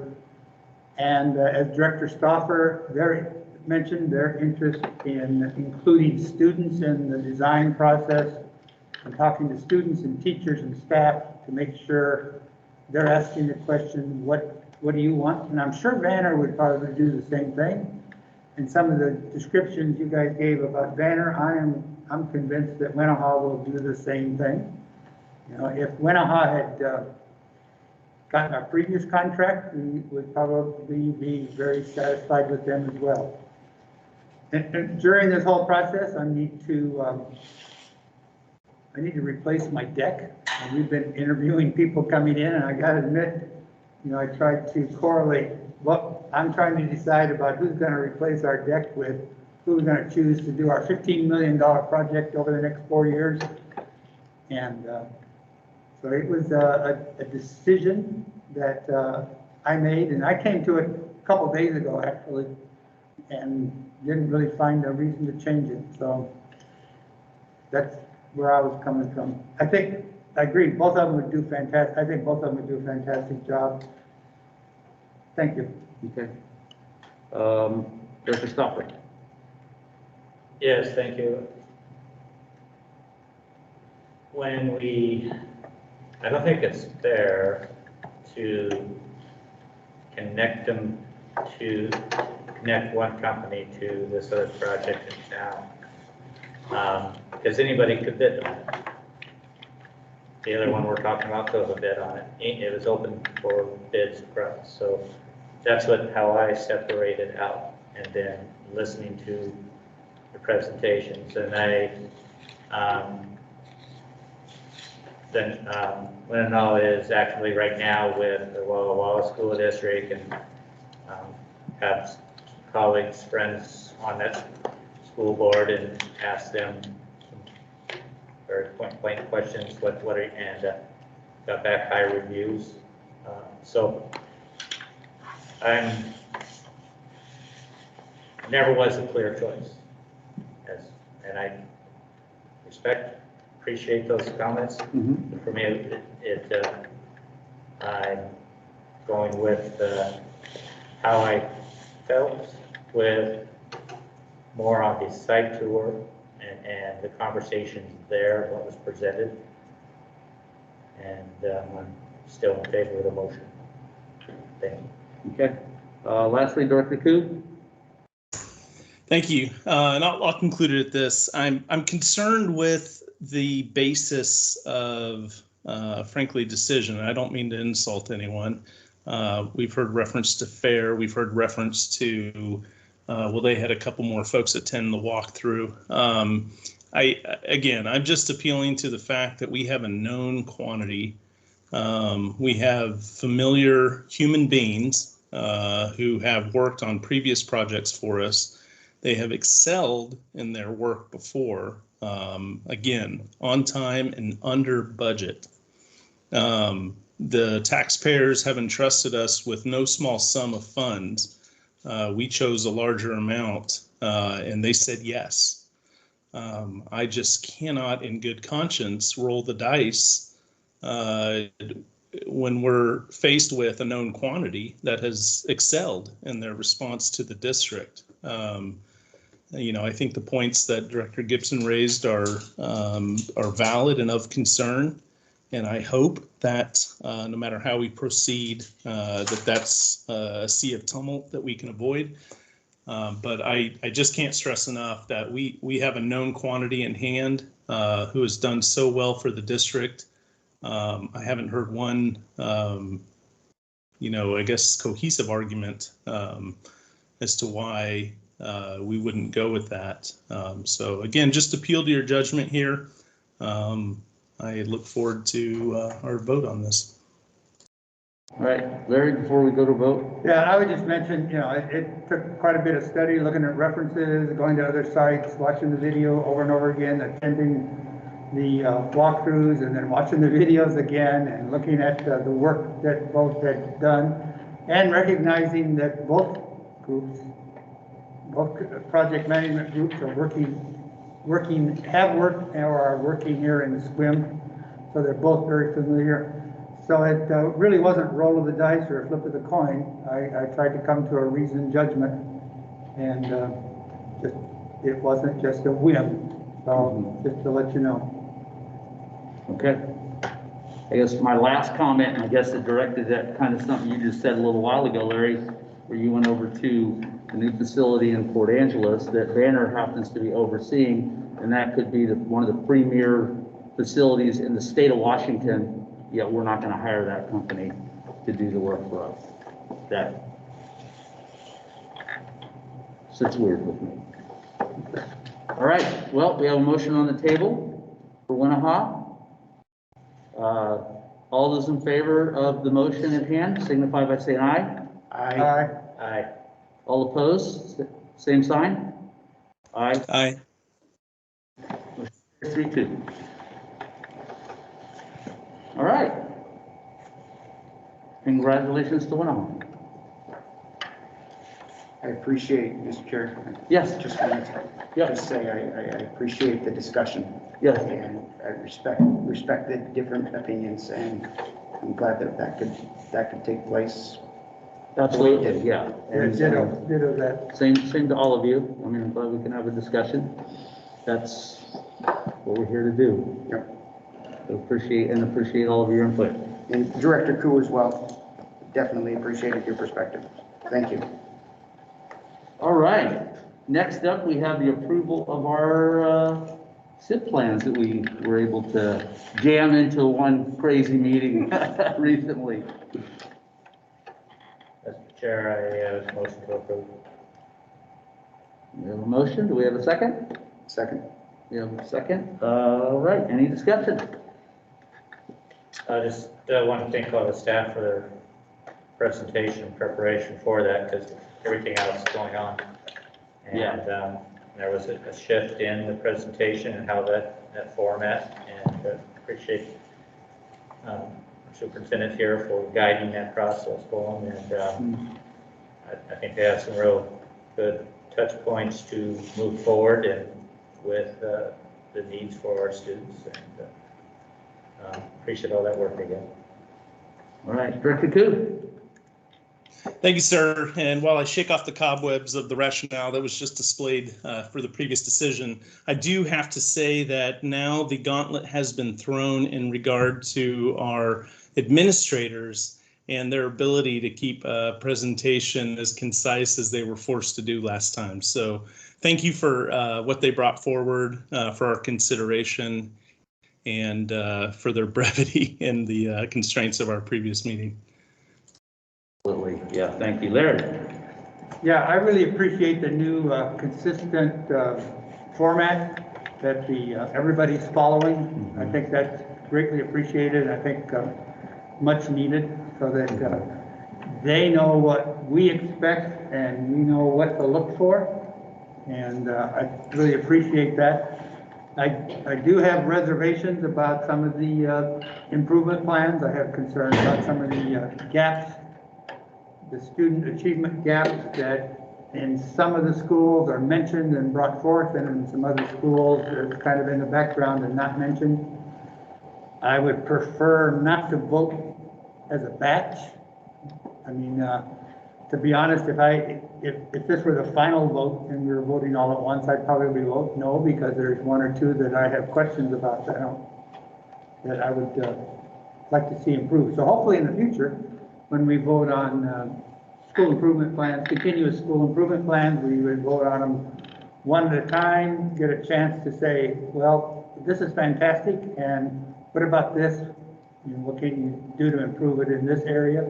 Because I think as a board, these school improvement plans are really, really important, and I think it's more than just a formal matter of blessing the plan. I think we should have some pretty high expectations for what those plans. I intend to support the motion tonight, but I do think in the future I'm going to have expectations that we can delve a little deeper into some of these plans and work with the schools to make them the best possible plans for our kids. So that's what I have to say. All right, thank you. And I'll just, my raising hand on the computer is now. Okay, so gotcha. That's doing okay. it the old I can hear you fashioned right way. behind you.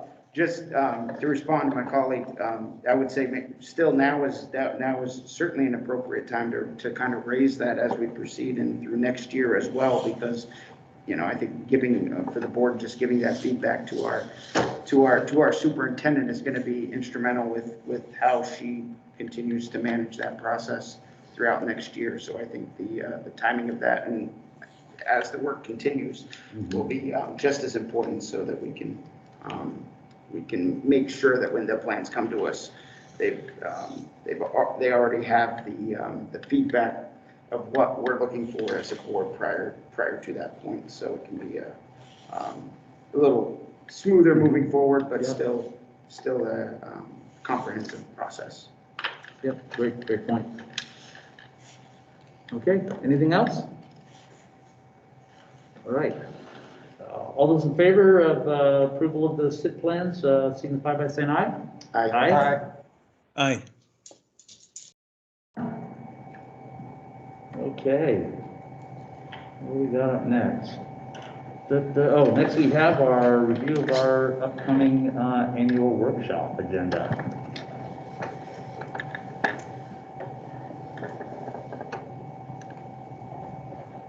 Tracy, can you make that just a little bit bigger?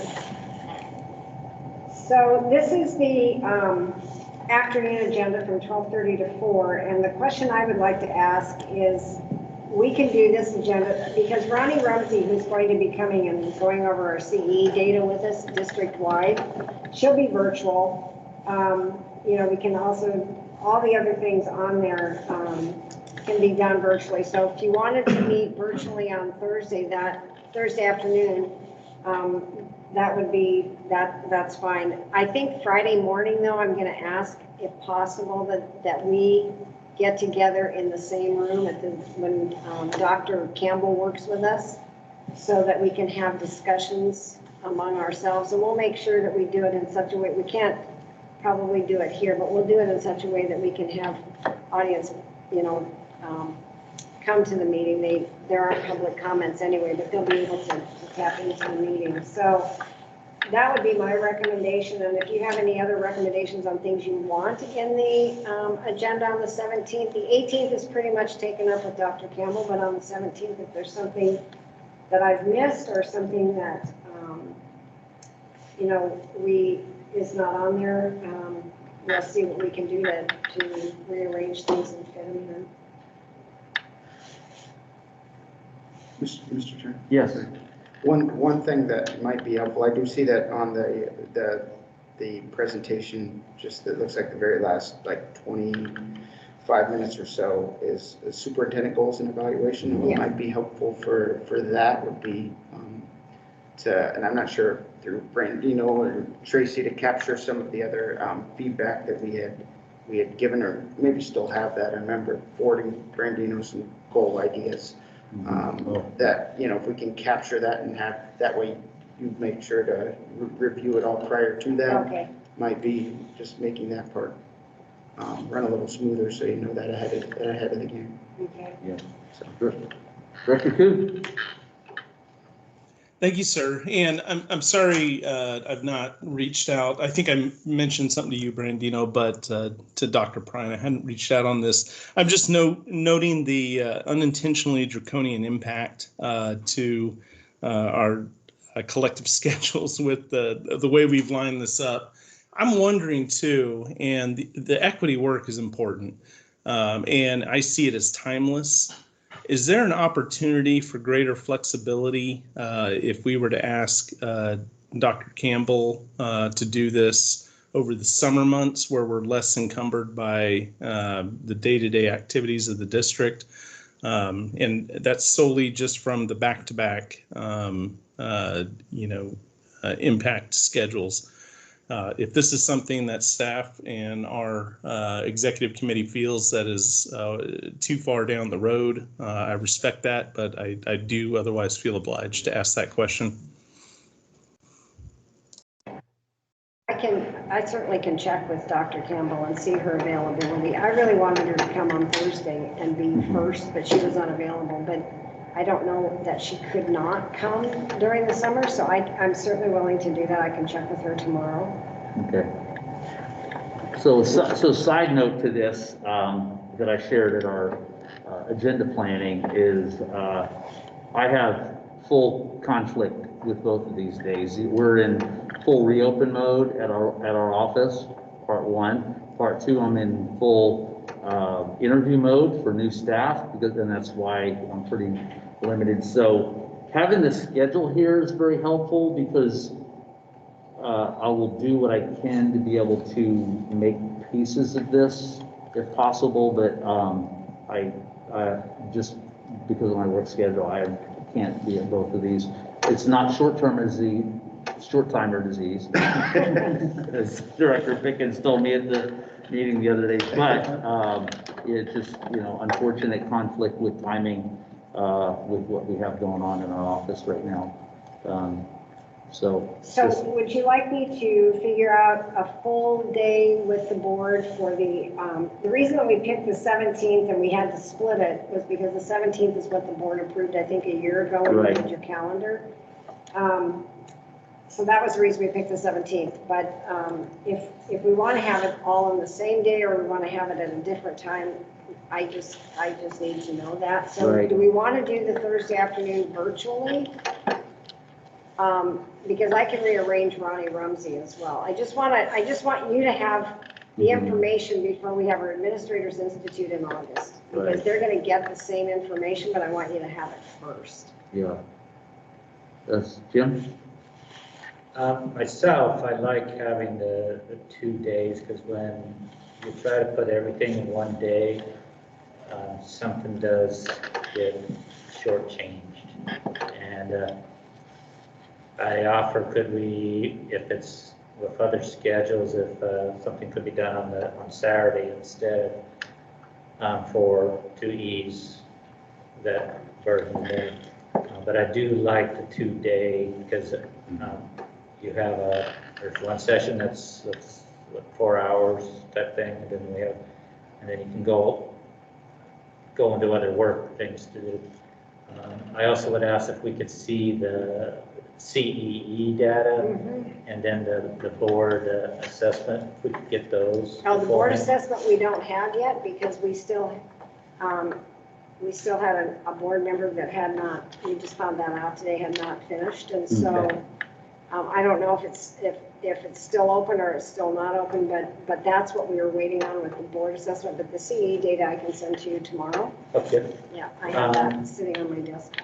And then I really don't want to delay the equity work because it's all tied in to our reopening plan, and it just we had to punt here last month when we were supposed to have a workshop, but because of other things beyond our control. So I'd like to keep us moving on that and not go down, well, we can change the date again. Let's stick to it because it is a very vital to our work and then to the reopening and respect to the work that Jane is doing. As we move into one of the next major big decisions is superintendent search and what that, and having these items basically completed, or at least that we're moving forward, I think is very positive, and that's where I would like to have us stay with. So, thank you. Yeah. I do have, there would be a potential for me, if it was scheduled on a different day in the summer, I do have a little flexibility if it was virtual, but I definitely know for sure it would not be able to, it would have to be after the 20th of July for an in-person. I mean, otherwise I don't know how I could make it work for any other in-person anyway. It's not, I wouldn't rule out a virtual. And I'll echo what Director Stauffer said a little bit about wanting to jump into that equity work sooner rather than later. I don't know that we would want to put it off until more towards the mid-late July. Well, I think it will inform the board goals as well. Yeah. That work. But as, but open for feedback. Yeah. I think Larry's got his hand up there, and back to Brian after. No, well, first of all, an agenda item or something to talk about, or we've talked about this in the past, about establishing a calendar. Like one of the reasons the policy review has worked so well is we established a calendar, and on these dates, we're going to cover these policies, and boom, boom, boom, boom. Some of these other dates are calendar items, and we've talked about it before, especially in the policies when it says annually or periodically, establishing a calendar with dates so we know when things should be done, so we can things won't fall through the cracks. On the Thursday, I'm a little reluctant there. My experience has been, or my feeling has been in the past, never quite fulfilled the review of the board.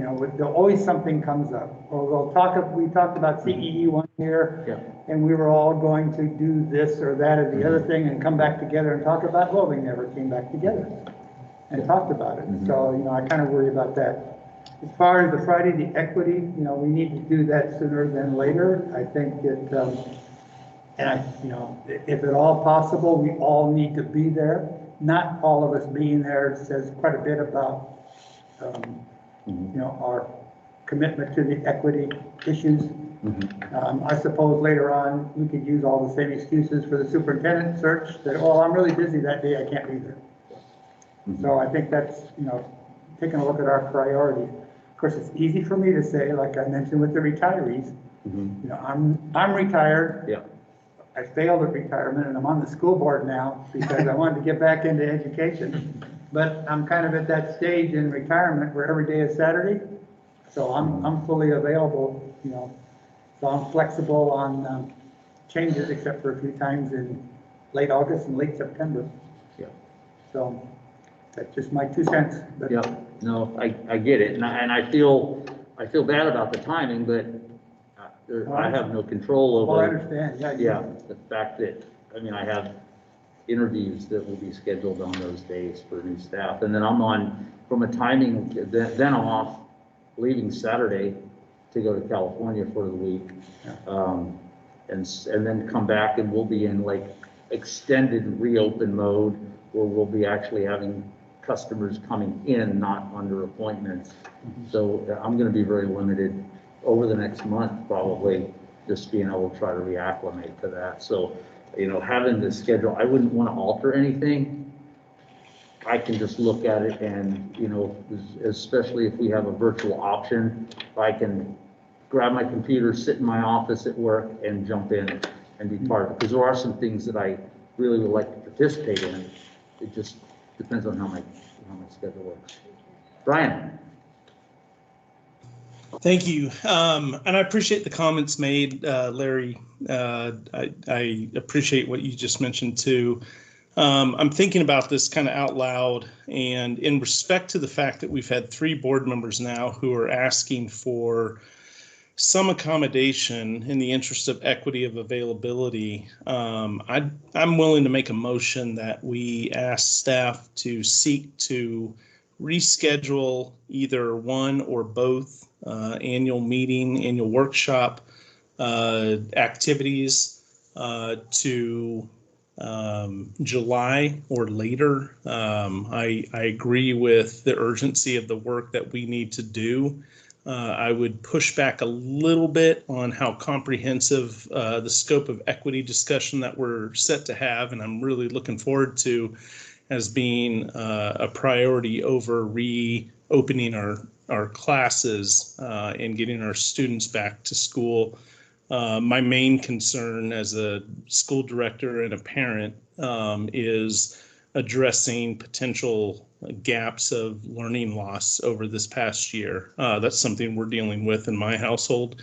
So forgive my bias, but I know that alone itself is an equity issue. So in recognition of all that, again, to restate my motion, I would move that we ask staff to seek to reschedule either one or both of the events planned for the 17th and 18th to the very near future to address the immediate concerns of availability.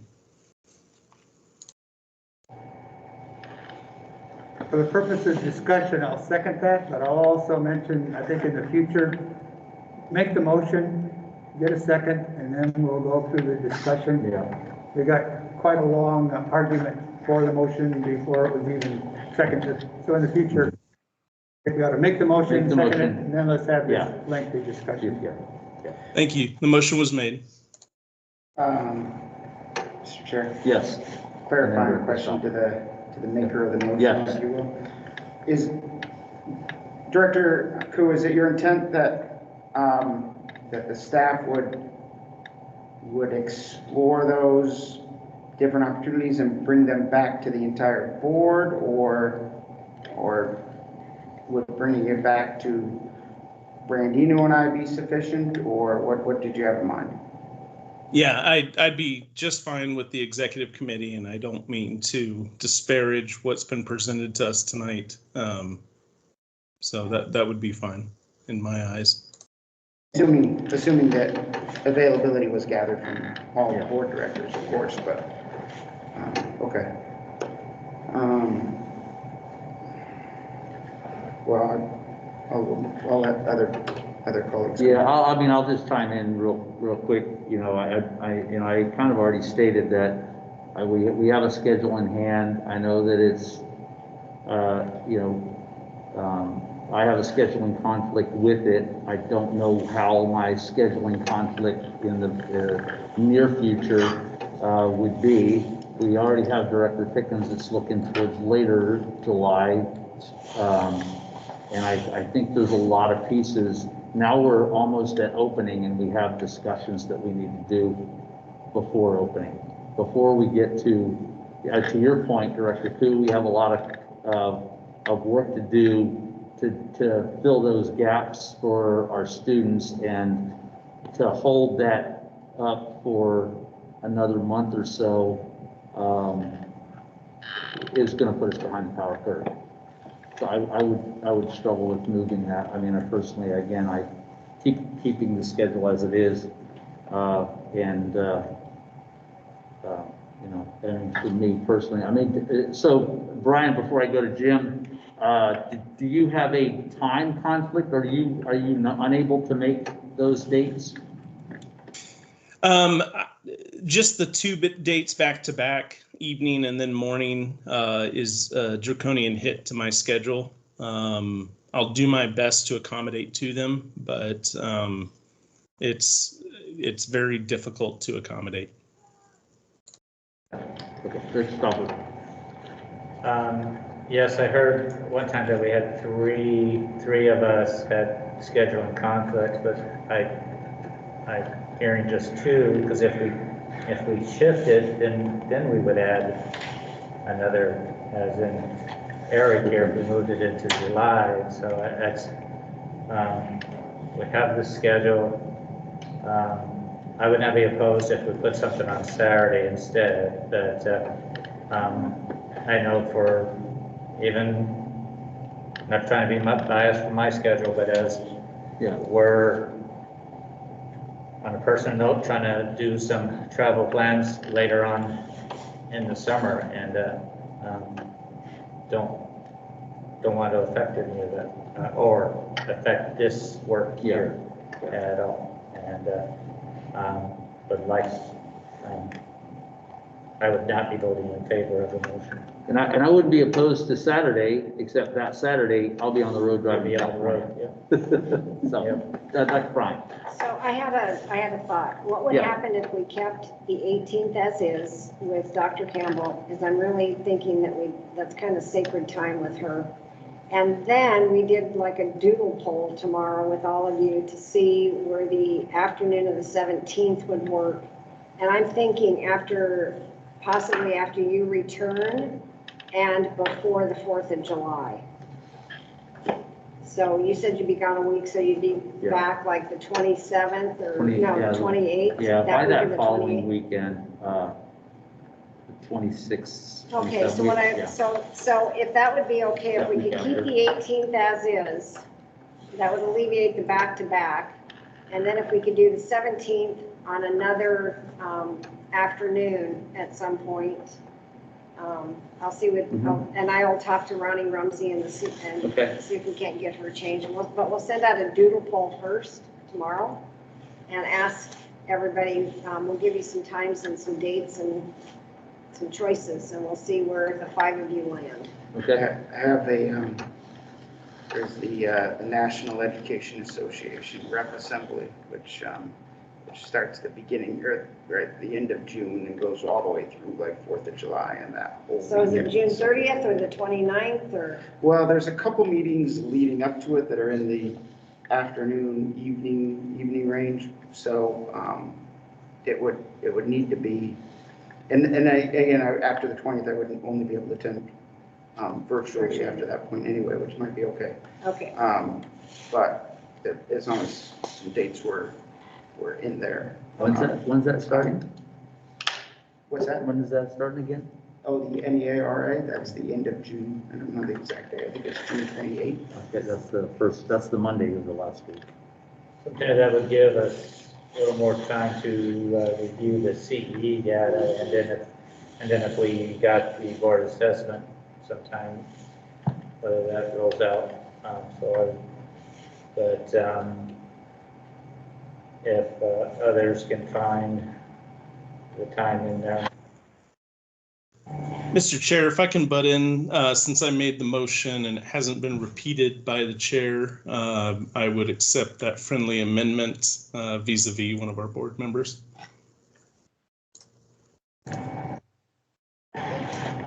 Maybe he couldn't hear Jim. Can you state that again, Brian? Sorry, we were a little confused there. Oh, no worries. Since my motion hadn't been repeated by the chair, I would accept that friendly amendment vis-a-vis one of our board members, noting that Dr. Prine can't make a friendly amendment, although I agree with it. Thank you. I'll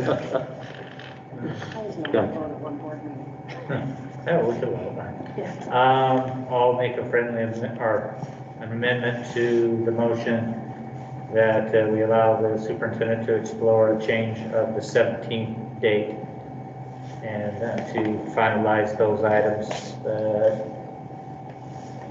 Is that what you're looking for, Director Coons? No, actually, we can be more efficient if Director Jeffries is willing to accept the friendly amendment as well, to keep with protocol. I'm not sure, even though I seconded it, I plan not to support the motion because Dr. Prine had already stated her willing to be flexible before the motion was stated, and she's given us some options that she's willing to follow. I'm not sure I see the need for the motion, to tell you the truth. Well, we don't have to be efficient then, so Director Stoffer, if you want to proceed with your amendment, that'll be fine. And sorry to be the grammarian here. So we have a motion on the table. We have a motion on the table. And the motion on the table. No second so far. And it's been seconded. His amendment? Let's scratch the amendment at this time. We have a motion and a second. There was? Yes, For Director Koo. Okay, just want to make sure. And it was a while ago, and sorry that I didn't restate that, but if we could get that restated at this point, so we can move forward. Before you restate it, Mr. Chair, I'll withdraw the motion. Thank you. So at this point, hang on, let's switch this again. So right now, we're just reviewing this. We don't have to approve the agenda. No. So No, at this point, we can go with Dr. Prine's suggestion, because there's not an approval that needs to be done on this, and we can just move forward, and she's going to look into, we can stick with our date on the 18th and see if we can adjust the 17th. And, Mr. Chair? Yes. Just, and on that note, I was going to say this, but it doesn't sound like it's necessary. I did like Director Stopper's verbiage when he used the word explore, because that does allow for flexibility, yet if for some reason, we're far enough out from the 17th where if there's just no way to make anything work, then so, and I would trust your discretion in that regard as well. Yes. Okay. Next up, we have the approval of Swim High School's ASB constitutional change. I move we approve the high school's ASB constitutional change. Second. We have a motion and a second to approve the Swim High School ASB constitutional change. Any discussion?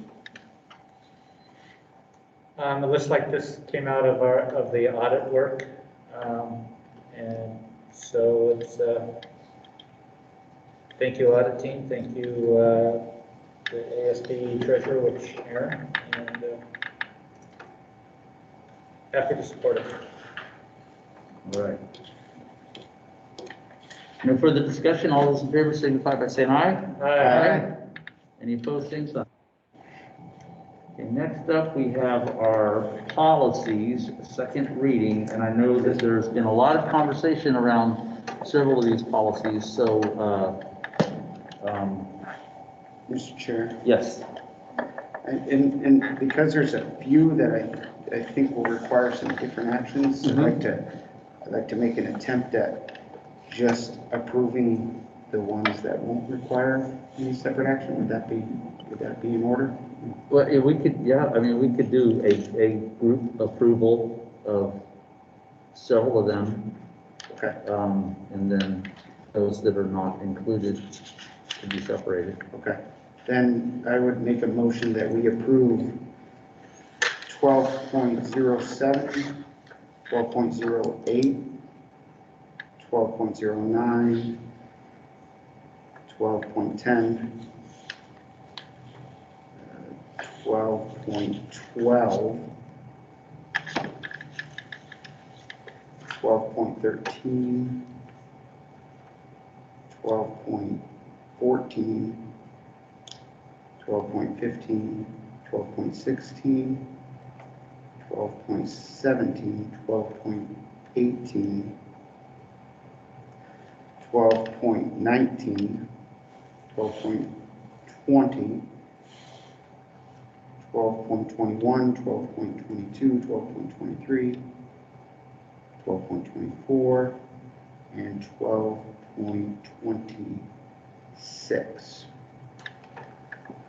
So I would exclude 12.06, 12.11, and 12.25. I'll second.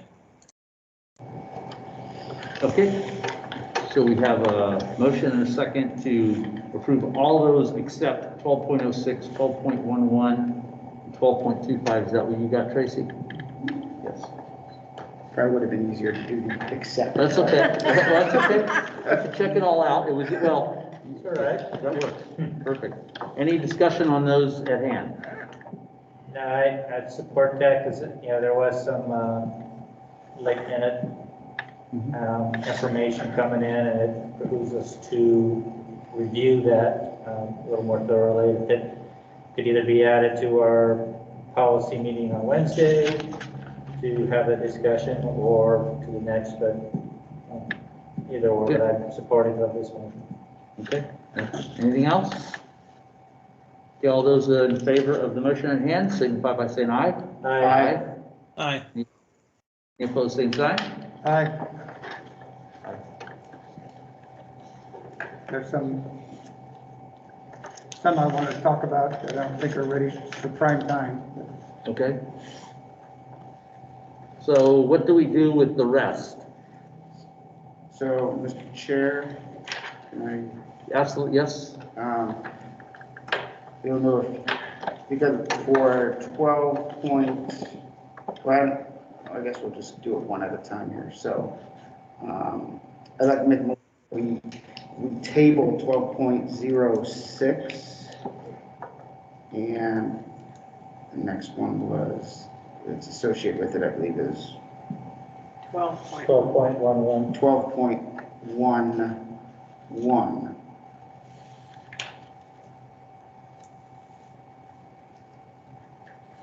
I'll second for discussion. Okay. Motion and a second. Well, I guess the discussion is going to be different for the reasons why, so that's why I'm doing it as two separate motions, although I do intend on tabling the last one as well. We had received some additional information from some updates that are based on brain. Is that right, Dr. Prine? Is that Yes. legislation that was just recently passed? And Yes. there was a recommendation made that, I believe actually the recommendation was made specifically for 12.06. However, because they're sort of tied together, I think it makes sense to table both of those, because one might be tied There'll be a together. new model policy coming out on 4311 at the end of this month or the beginning of July. So that was my reason for tabling that particular one, or those two. Those two. Okay. Any other discussion on that? No, I agree, concur with that. Okay. All those. I guess it might warrant this discussion now, although it doesn't directly relate to the new language that's coming out. Also, I planned on having a discussion about, I had just raised some concerns about the way that the school resource officer training happens, because it does dictate in there that the training would take place, or that the law enforcement agencies would be responsible for the training. And even though that's in the policy itself, I do believe that the new language is going to make some adjustments to that. However, I just wanted to point out that I do have some concerns over the way that this existing policy had worded that. So if for some reason it were to come out and that would just still be the same, that would be something else I would want to address before approving it. Okay. Anything else? Okay, all those in favor of tabling 1206 and 1211, signify by saying aye. Aye. Aye. Okay, thank you. And 1225. Mr. Chair, make a motion to table 12.25. I'll second and call for the vote. Okay. All those in favor, any discussion? I'd like to hear the discussion before we vote. Mr. Chair, sorry to interject. The call for the vote would require a majority vote of the board to either proceed with the vote or open it up to discussion. Thank you. Sir. All right, all those in favor signify by saying aye. Aye. Aye. Go ahead. Can you clarify what we're voting on? Are we voting on? We are voting on tabling the When somebody calls for the question, I believe first we have to vote on if we're going to call for the question, and then. Correct. So I just wanted to clarify what we're voting on. I believe we're voting on whether or not we're going to discuss this item. And if it's an affirmative, then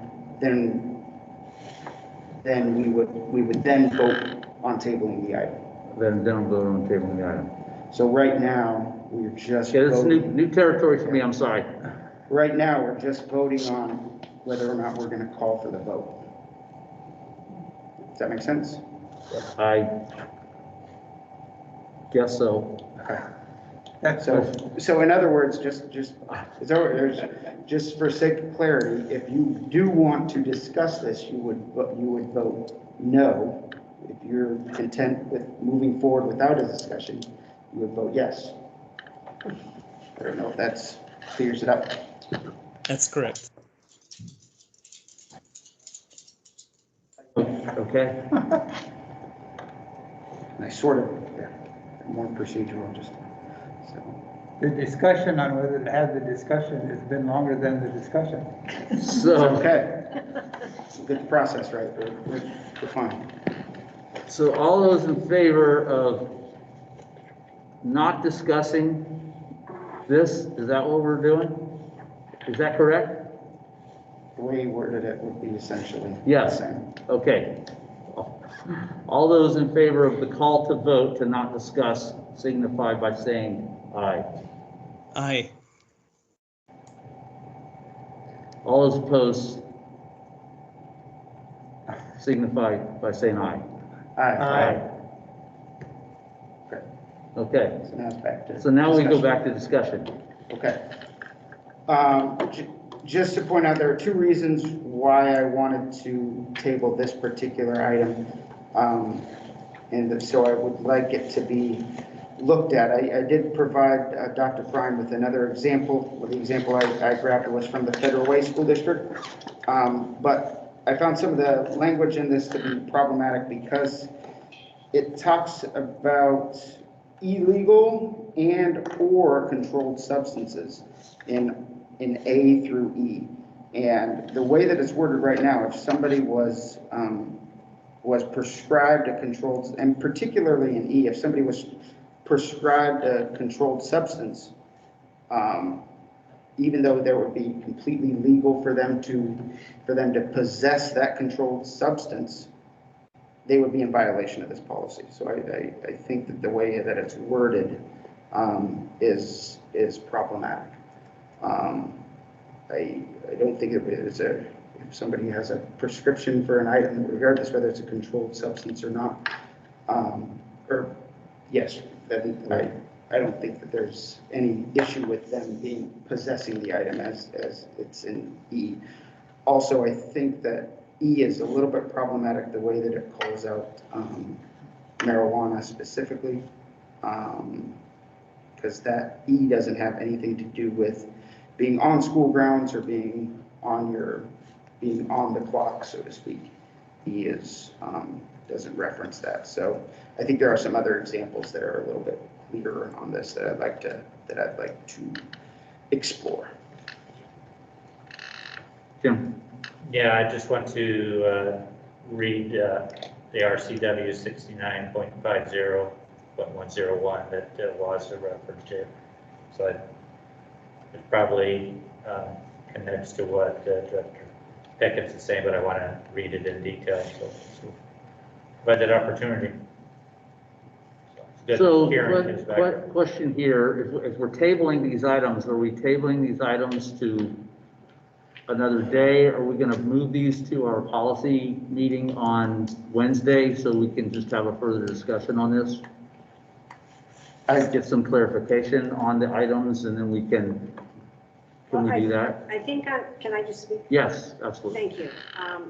President Gibson, I think what will happen is with policy 4310 and 4311, which I believe is 12.06 and 12.11, they are doing new model policies for those. So those will come back to us at one of our policy meetings this summer. Okay. As far as the controlled substances, I need to do a little work on that, and I can see if I can get enough work done by Wednesday at our policy committee meeting to bring that back to talk about Eric's concerns over the wording. And when I asked WASDA about the wording, they don't have wording for controlled substances. They just directed me right back to the law. Yeah. So I need to do some research on that. So yes, it will come back. All three of them will come back to us in some form. Okay. There. Yeah, I mean, I know I voted to continue the discussion. I thought the motion was to table this for further discussion at a later time. So I don't know why we're discussing. I was confused by all that stuff before. I don't know why we just didn't discuss it in the first place. Right. So anyway. All right. Long day. Would it be possible whenever it's ready to be brought back to us, could it be, could we also have some examples of a couple other districts that we could review as well? Yeah. Great. Okay, all those in favor of the motion to table this item signify by saying aye. Aye. Aye. Any opposed, same sign. We just spent 20 minutes of conversation. We could have done that later. Yeah. Okay, are we done? All right. Okay, we have a policy workshop on the 9th, and then our next meeting is on the 21st, but we have our other agenda stuff that we'll get more info on at a later date. With that said, meeting adjourned. Thank you. Thank you. I have 100 things to sign over here, too.